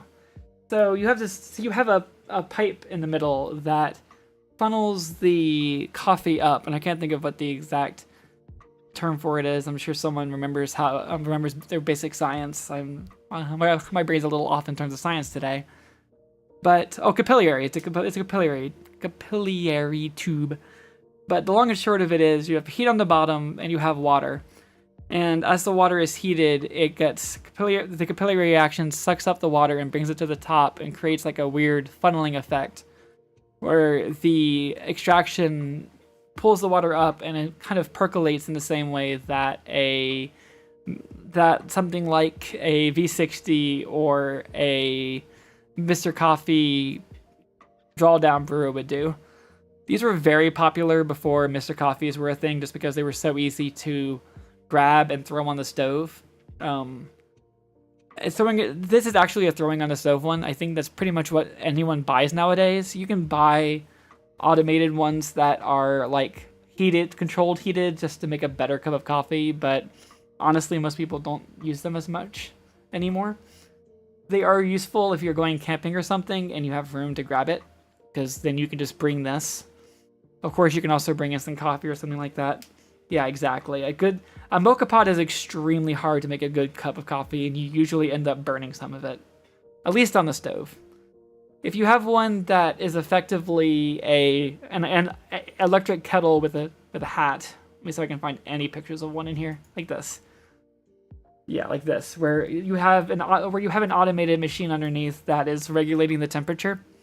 You may as well be using a Mr. Coffee anyway, but it is effectively going to make a better cup of coffee just because you're not burning the bottom of the cup all the time, which is the biggest problem with the mocha pot. They just fell out of style because they're just not as good for temperature regulation and any amount of controlling of what's being done. I will definitely say the difference between a Mr. Coffee and something like a V60 is, it really depends on the person as to whether or not you even care. A Mr. Coffee, let me see if I can get a quick picture of like a standard coffee maker. I keep calling it a Mr. Coffee just because it's what you see everywhere is the name, but like a Mr. Coffee here, it's effectively an automated pour over. You put the water in the top, there's a little fountain or a little like pressure valve or a little spigot, something that lets the water out over time as it boils over the grounds of a filter basket full of coffee on top. So a percolator is not. It's not quite. A mocha pot has a sieve which draws the water up and over after it cooks it. Or let me see if I can find a better picture of a mocha pot underneath.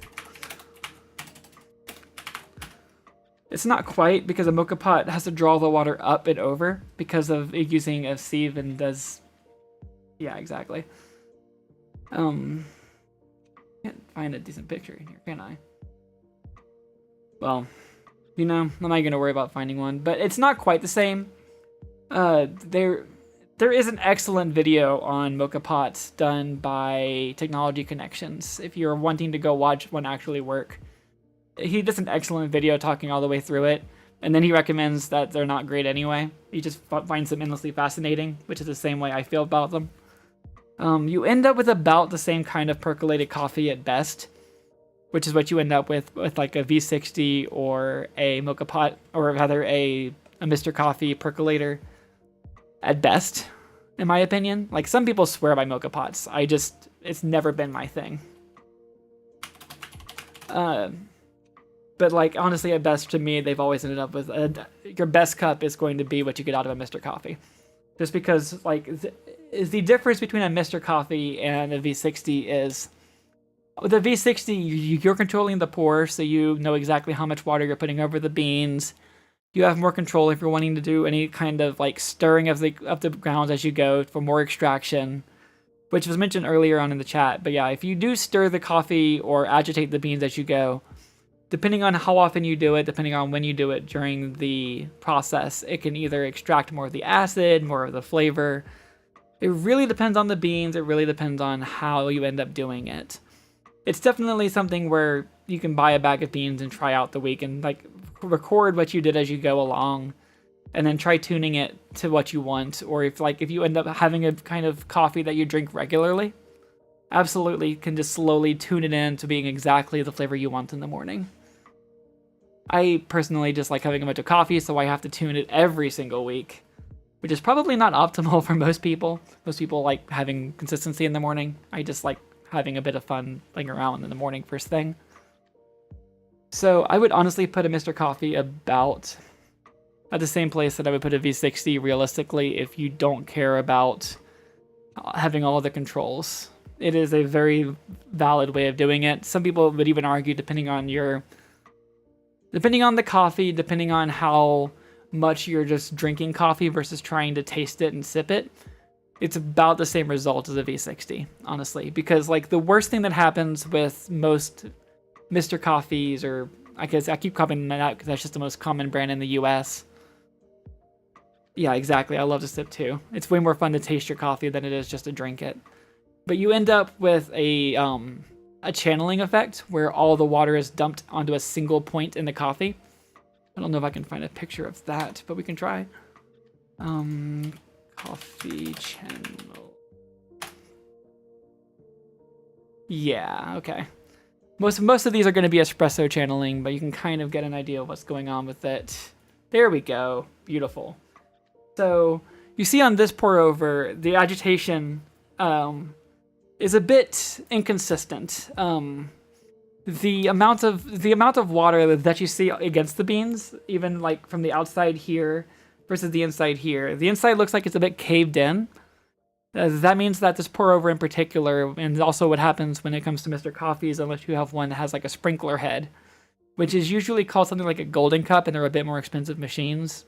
There's no reason why this is. It's just literally most people don't care for some reason. The channeling ends up that most of the extraction happens in the center, and a lot of the outside beans don't get nearly as much water exposure. You do end up with as much caffeine, because most of the caffeine is immediately washed off whenever you expose the beans, but the flavor is impacted by it. Whether or not you care is entirely up to you. I personally don't like it as much, and I like to prepare my coffee in the morning. There are a lot of guides online if you want to know how to do a pour. I've also been recording a pour or two, and I probably will end up posting more of them on my YouTube. Yeah, exactly. If you agitate, you end up getting the grounds back in the action. So there's two ways you can either introduce it. If you have beans up here that are stuck along the edge, typically what you will do is towards the end and towards the beginning, you'll do a little bit of a swirl with the V60. So you kind of want to swirl to get the beans kind of like mixed in and kind of floating inside the water versus stuck to the edges. If only you could apply WD-40 to the filter and it not kill you. That would be the perfect answer, apparently. But whenever you are swirling it, you are trying to get as much of the coffee into the water as possible for as long as possible. Because you can only have so much water that you're willing to put into the percolation to infuse before you just start watering it down. And you want to have as much contact as possible during that time. The biggest difference here is going to be whenever you're towards the end of it. Typically, one thing that a lot of people like to do is they like to take a spoon and scrape along the edge of this, along the edge where all these beans are stuck.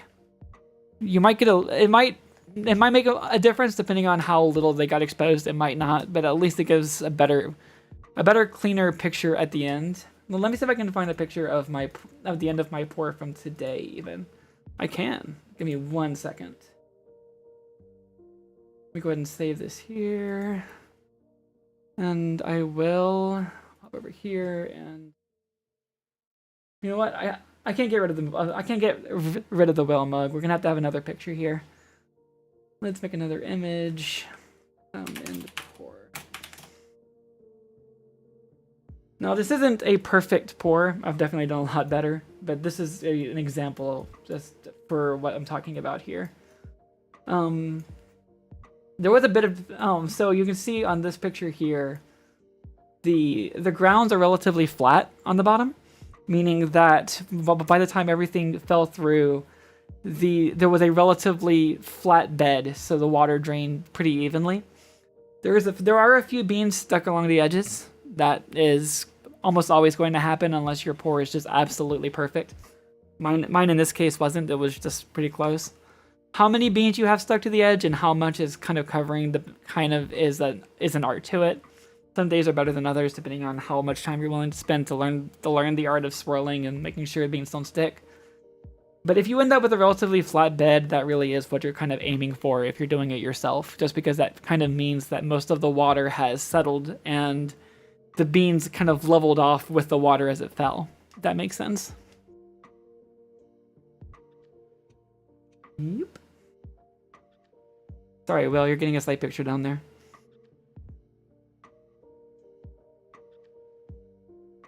But yeah, so another way of handling that, and for people who were not in the call until somewhat recently, is something called a clever dripper here.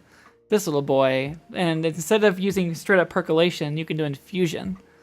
I know lots of people who much prefer infusion blending, infusion pours, and a clever dripper is a really cheap way to get into it.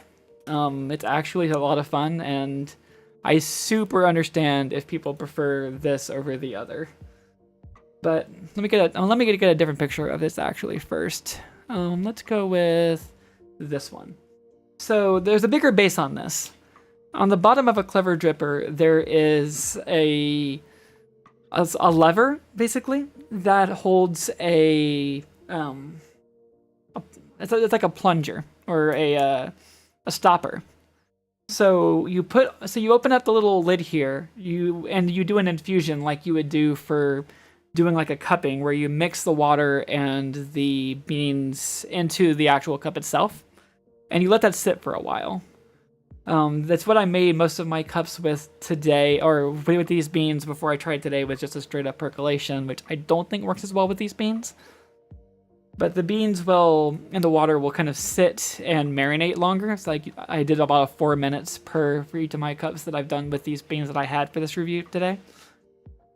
And then after that, you simply just put it on top of the cup or the whatever you happen to be draining it into. You can drain it directly into the cup. You can put it in a container, and then you kind of end up with like a bit of the percolation funneling effect going down. It's a good, easy way to. It will definitely not fit on your whale. The clever dripper's biggest weak point, in my opinion, is that the design of it kind of necessitates that whatever you're putting it on has to have a relatively small lip on top. Otherwise, it doesn't really catch on the feet and push it up correctly. You have to have you kind of end up wanting something like this, or you want to put it on a coffee cup that fits it well. Like you see on this one even, it kind of looks like it's not fitting on it very well. Or it might be fitting exactly, but if it's too wide, like if you try to put it on the whale, you're gonna have to like cup your hands underneath and hold the cup up, and it's just not pleasant.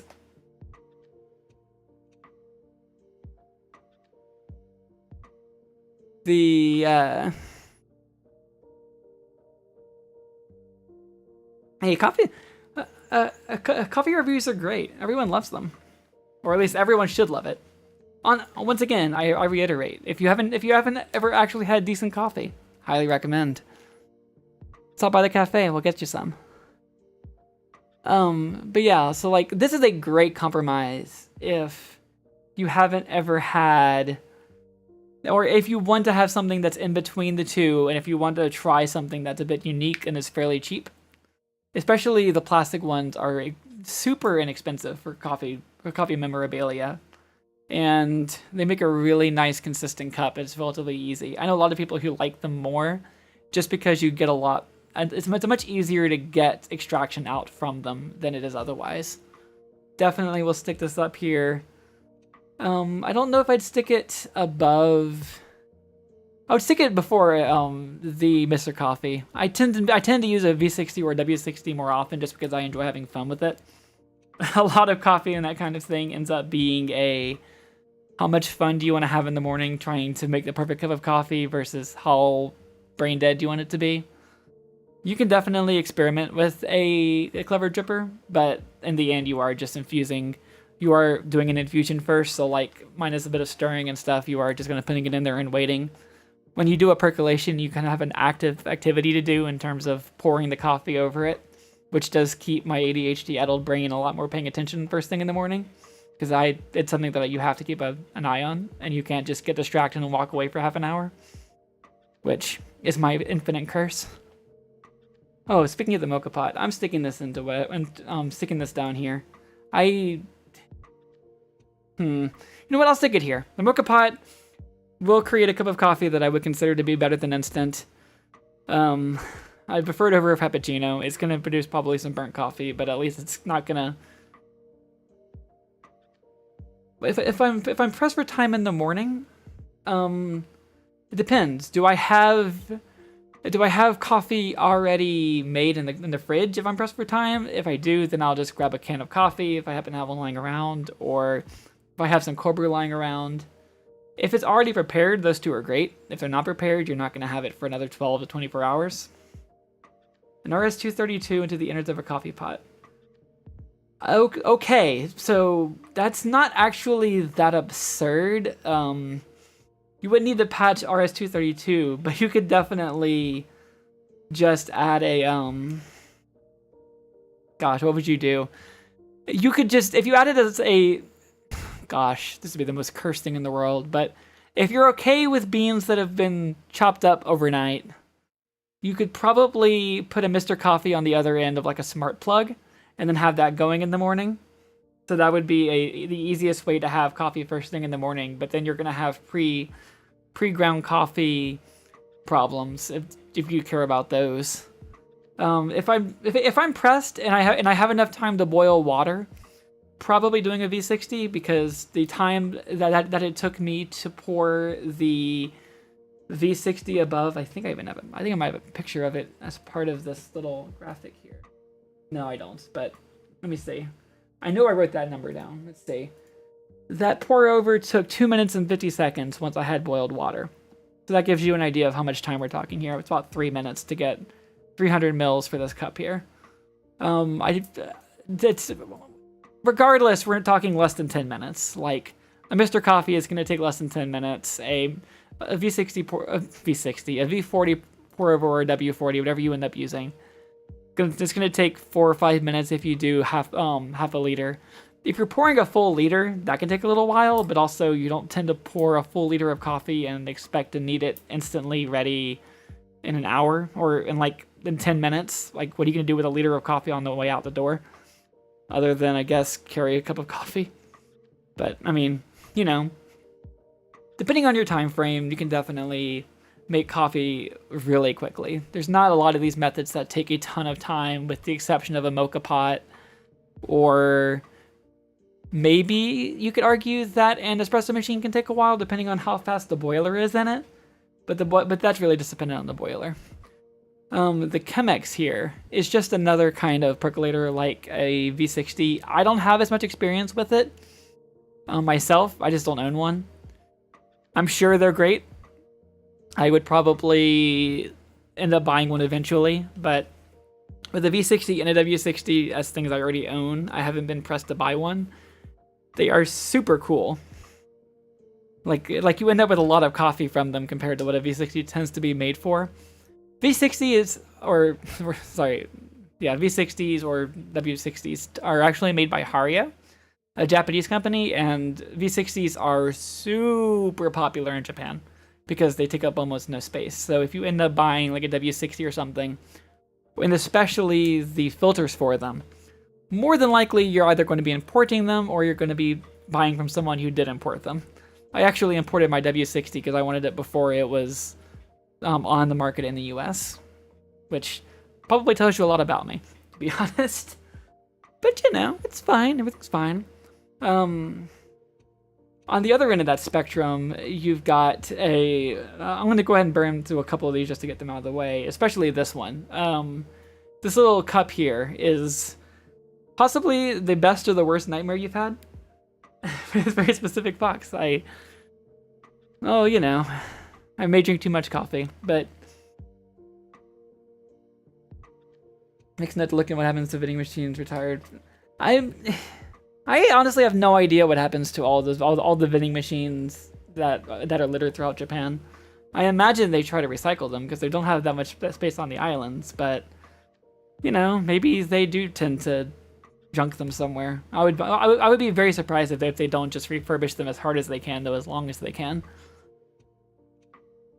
But yeah, so cowboy coffee here is if you're desperate for coffee. It is literally infusion coffee, but you don't exactly. It's a lot of milk to not recycle.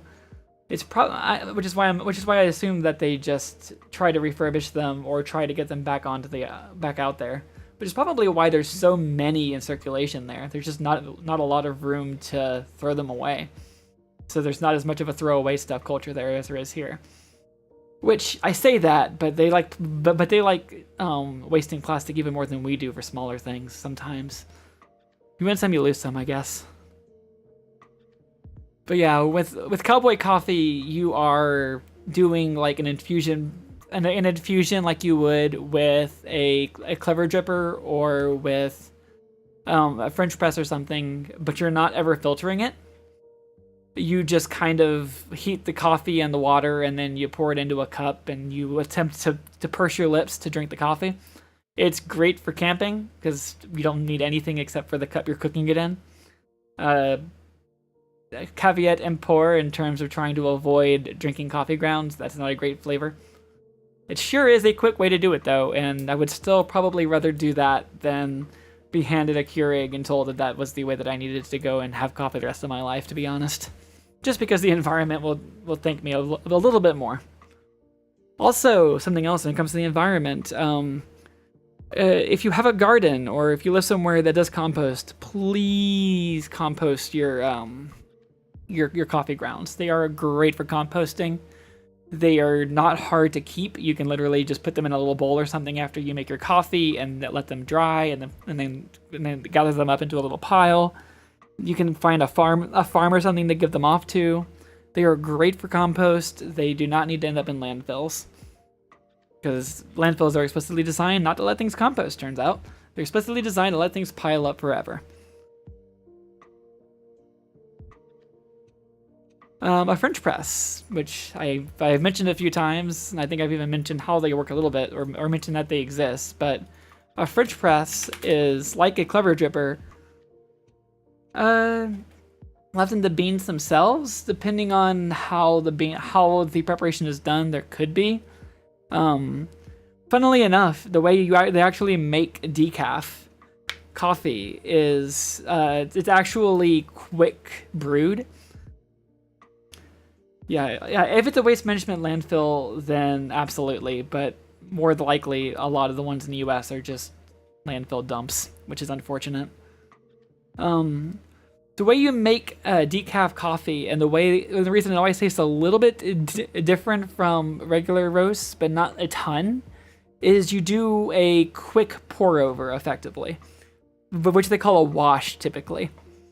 Because coffee tends to be because I had mentioned earlier, and I'm mentioning it again, caffeine is the first thing that's expressed whenever you expose coffee to beans. Whenever you want to make decaf coffee, you run the beans over water, and then you dry them out again. So you end up with kind of like a very, very, very semi-diluted from the first rinse pile of beans. That also doesn't have any of the caffeine in it. It's the same way with the acid in terms of just how long you're exposing it to the water for expression to get acid out from the beans themselves. If you wanted to try using coffee again a second time, people have tried it. Depending on how much how much the coffee first expressed will determine how much the second expression of the coffee will taste. It won't have any caffeine in it if you're looking for that, because it's all gone in the first cup. So I hope that answers your question at least. But yeah, back to French press. Words. French press. It's absolutely like the clever dripper that I'd mentioned, only there's no pour down phase. There's no you putting it on top of a cup and it pours down. There is a metal, usually metal. There's a good picture of it right there. If you can see it, you can't on that. I really need to find a better way to handle that next time. There we go. There's like a little metal plunger that you use to kind of push down the beans while you're pouring it. So as you're pouring, the beans kind of get pushed up and get caught against the little metal spigot and the funnel, the plunger here. It's not perfect. You're almost always going to have some beans in the or some beans that escape, and also you're going to have a lot more of an acidic cup from a French press, especially at the bottom, just because you're going to have a lot more exposure and all the acid kind of settles a bit because it's a bit heavier. Usually the top cups of a French press are going to be a lot better than the bottom ones. Some people stir their French press before they serve just because because that might help settle that out a little bit. But honestly, my preference on a French press whenever I make one is to drink the top and try to not drink as much on the bottom, or in the bottom cup, like add some milk and cut it a bit, just because you're kind of sacrificing a really nice cup and a medium to mid cup at the end for a kind of mid cup all the way through. And good night, Cathelios. I hope you enjoyed. Probably be wrapping up this tier list and then cutting off a little bit soon anyway, so I try to get through this and we'll see what we can do about that. So I'm gonna say that I usually put this like here. I definitely, if you're moving or something, or if you need a quick coffee device, French presses are great.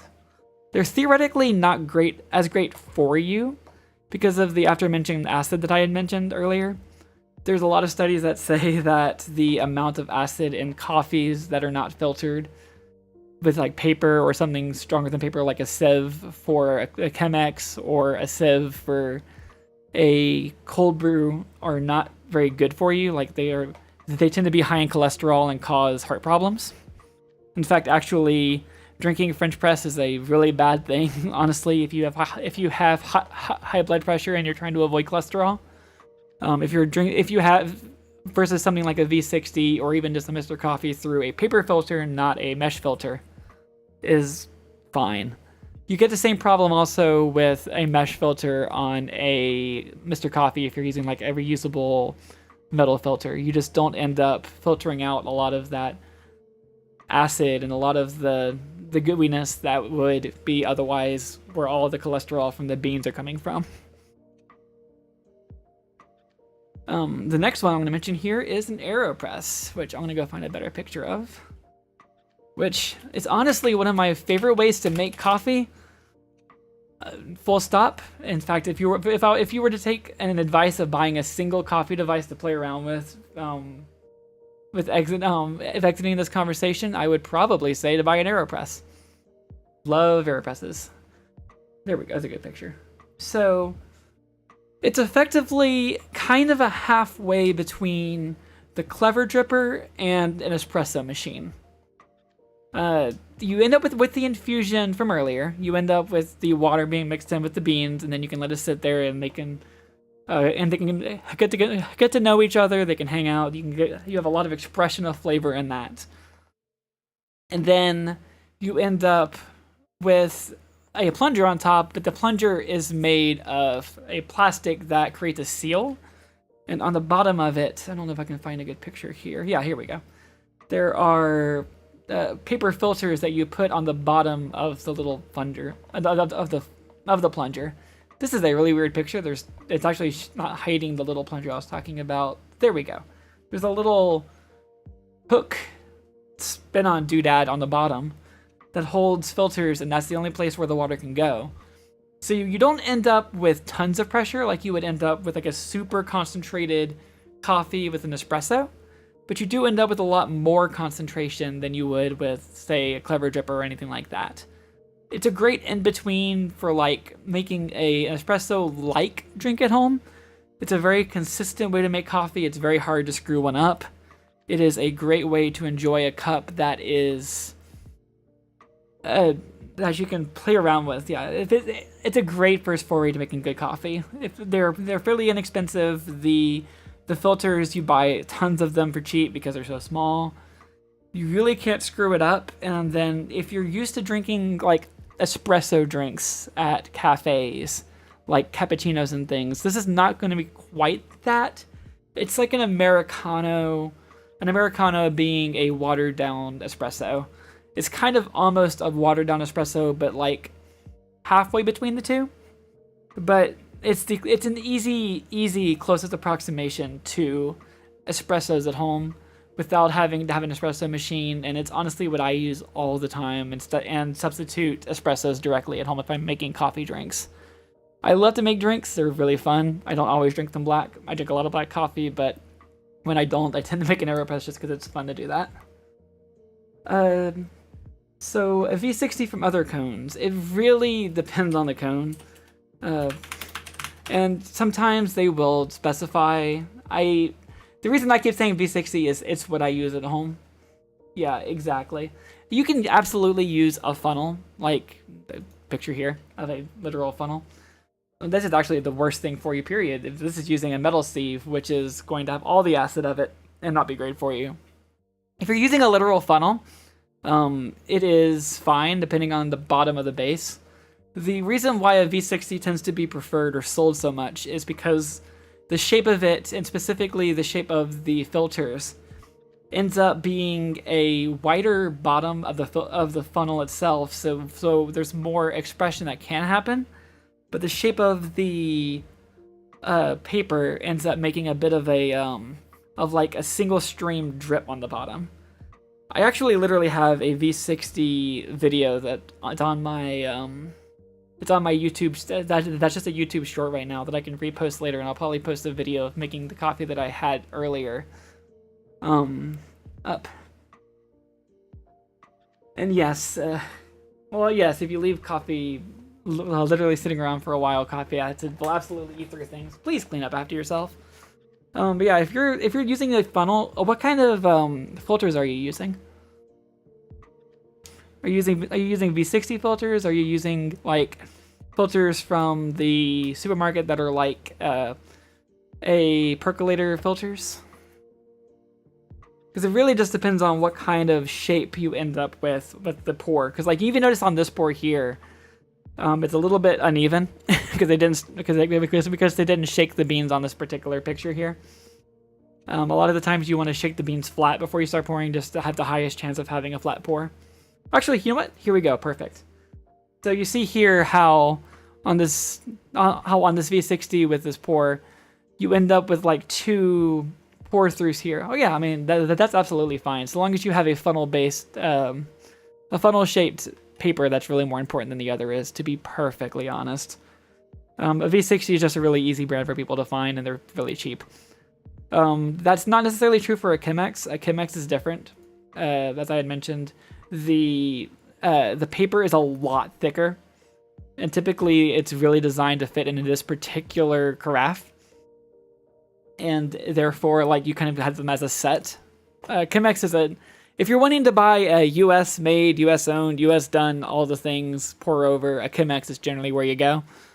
They're also not a bad pour. They take a lot longer than a V60 even, because the paper is a lot thicker. Again, the result on that is entirely preference. Some people really prefer a Chemex, and the longer drawdown, the longer time it takes to fall through, and the more exposure it gets to a V60, which has a much faster drawdown, meaning that the water falls through the paper a lot faster on a V60. It really is preference. It really depends on the beans. I can't make a recommendation one way or the other because literally it depends on the beans and how you're on the flavor profile and everything else. My honest actual recommendation is to get a setup that's fun and start recording what you're doing and play with the numbers. Like play with the temperature that you're pouring it in. Try say 200 Fahrenheit. Try boiling. Try changing the amount of beans that you're using. Try changing how much water. How long you're doing for the pour over, how long the water is being exposed before it gets to be poured through.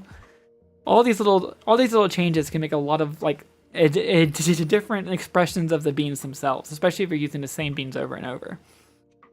If you're trying a lot of different kinds of beans, I would recommend to pick a particular recipe and just run with that recipe consistently, just because that way you can kind of have an apples to apples comparison. It may not be as fair to the beans themselves, which may or may not on the bags, depending on the roasters. Yeah, exactly. If you've ever messed around with variables for tea, it's the exact same story. tea has different expressions depending on how long for the exposure, how hot the water is. It's a very similar conversation. And honestly, I'm glad there's tea drinkers around, because same story, and also tea is a lot of fun. I have a bunch of pu'er in the house lying around that we just collect because it's fun to drink, and I might talk about pu'er at some point in the future, but I might need to bring someone else onto the conversation as well for that one, because boy, I am unqualified to talk about tea compared to coffee. However, I know who to bring on for that, so it'll be fun, possibly in the future. So, cacao mint black. So yeah, so when it comes to an AeroPress, absolutely would put it way up here. Probably put it above, probably about the same. Yeah, exactly. Very, very wide worlds, and they intersect a lot. If you end up buying tea supplies, they'll end up the doubling for coffee supplies, depending on what you're doing with it, and so on and so forth, especially things like kettles and stuff. In this case, I don't even know what that picture is, so I'm going to ignore it. You can tell I think that was me talking about earlier about making an iced filtered coffee, but I kind of talked about that with the pour over anyway. This was a bit of a joke that I threw on there just for the fun of it. DeLonghi coffee. Because it was, I didn't spell that right. That's not what that is. DeLonghi coffee. I can't spell it or think this apparently right now. That's not what that is. DeLonghi coffee. Dalgona coffee. I apparently can't remember words at all this morning. So there was a TikTok trend for a while that's DeLonghi coffee or Dalgona coffee, which is effectively instant coffee infused into cream. You mix some espresso into some whipping cream, and you whip it to death to kind of get this frothed coffee mixture, and then you pour that over a milk or something like that to kind of make a drink out of it. It is absolutely a dessert coffee. If you haven't ever done it before, and you have some instant coffee lying around, or some good instant coffee lying around that you want to try it with, it's not hard to do. It's just a bunch of arm work, unless you have a mixer. And it would probably that's a good idea. I've never tried using it on anything except for the drink. But yeah, Dalgona coffee is super fun to play with. It's not very stable. It won't last a long time. You can kind of tell here that it's just kind of like floating here. If you were to mix it harder or make like a frosting out of it, maybe. Absolutely, and you could do that. And iced coffee with liquid nitrogen. Yeah, I have mixed feelings when it comes to nitrogen coffee. It does end up creating a much smoother flavor in terms of it, but it does... Adding cornstarch to Dalgona coffee. I've never considered that in terms of using it as like a topping for a cupcake or something. It wouldn't last... I still don't think it would last long enough to go beyond a serving, but you could absolutely just like serve it and go with it. I'll have to try that. I like that idea. Even more ways to ruin my diet by having Dalgona coffee whenever I shouldn't. But yeah, if you want an experimental thing, it's easy to find instructions online. Most of it is just going to wear out your arm because you're having to whip cream. If you happen to have a blender, then you can skip the arm work, but you can mix it yourself, honestly. It's not that bad. It's fun. I'll stick it at the very bottom of we'll have on occasion, because it's definitely more of a dessert and a fun thing that people have heard of. And I'm going to go ahead and call it there, because these two are just irrelevant things down there. But yeah, I'm going to go ahead and hop back to here. And we can have a quick chat before we hop off on this. I hope. But yeah, I hope that this was a even mildly educational stream. It's definitely something that I enjoy talking about a heck of a lot, so I'll probably end up moving this kind of conversation about coffee and finding more topics to the weekend just so I can drink more coffee. while all the conversation's going, maybe somewhere in the morning or like mid-morning, which is like mid-morning Pacific time specifically. So if you're on the East Coast, then you're gonna have a mid-afternoon coffee in the cafe with me. And yeah, absolutely thank you for following, Erica. But yeah, when it comes to it, just absolutely have fun making coffee. And again, if you haven't ever tried making it, the easiest way that I would say to get into it, actually my first advice would be to go and find a coffee shop and ask them to make you a cup. Well, when's my next stream and what's on it? Yeah, Neona, I wonder why you would be interested in that one. My next stream, actually, is not coffee related. Surprisingly enough, I know. But I've been doing a playthrough of Return to Monkey Island, which is a reboot of a very classic series that I love very, very dearly. That's like a point-and-click adventure that I'm doing a collab with Neona, and we are attempting to do voice streaming the entire way through, or not voice streaming, but voice acting all the way through. It is involving trying to remember all the voices in the world because there's a lot of characters, but it's been a ton of fun. Absolutely recommend stopping by and watching if you're into retro games at all, because I end up talking a heck of a lot when it comes to the history of the game, the history of the series as well, because I know entirely too much about Monkey Island, it turns out. Lock stream when? I've actually been trying to figure out what the best way to do that would be, honestly. Specifically when they are speaking locks here. One of my other passions is lock sport, whether it is lock picking or or making locks. I mostly do lock picking. I will have to figure out a way to be able to work that into some kind of maybe another conversation like this in terms of like what's a good lock, what's a bad lock. That feels like it's going to end up being more of a PowerPoint than a tier list, to say the least. But you know, it'll be interesting, I think. And yeah, I think it would be an absolutely fun conversation to have regardless. It turns out lock sport's a heck of a lot of fun if you haven't ever gotten into it. And the basic tooling behind it it's actually not that expensive if you're picking stuff open like most of what you find in Home Depot, like Master Lock. In fact, honestly, with most Master Locks, you can hit them with a hammer and they'll probably open. It turns out just wrapping attacks are more than enough to get into most locks sold on store shelves. Terrifying. Fire to your rank any Master Link and set them on fire. Yeah, absolutely. The best use of Master Locks is to hit other Master Locks with those Master Locks to open up the ones you're trying to knock open. To be honest, they're just heavy enough to act as a hammer. But yeah, absolutely. Then my next stream is going to be on Saturday, I believe at 2 Pacific. I will absolutely post that on my Twitter regardless. Please go follow me over there at twitter.com/Fryxie's Cafe.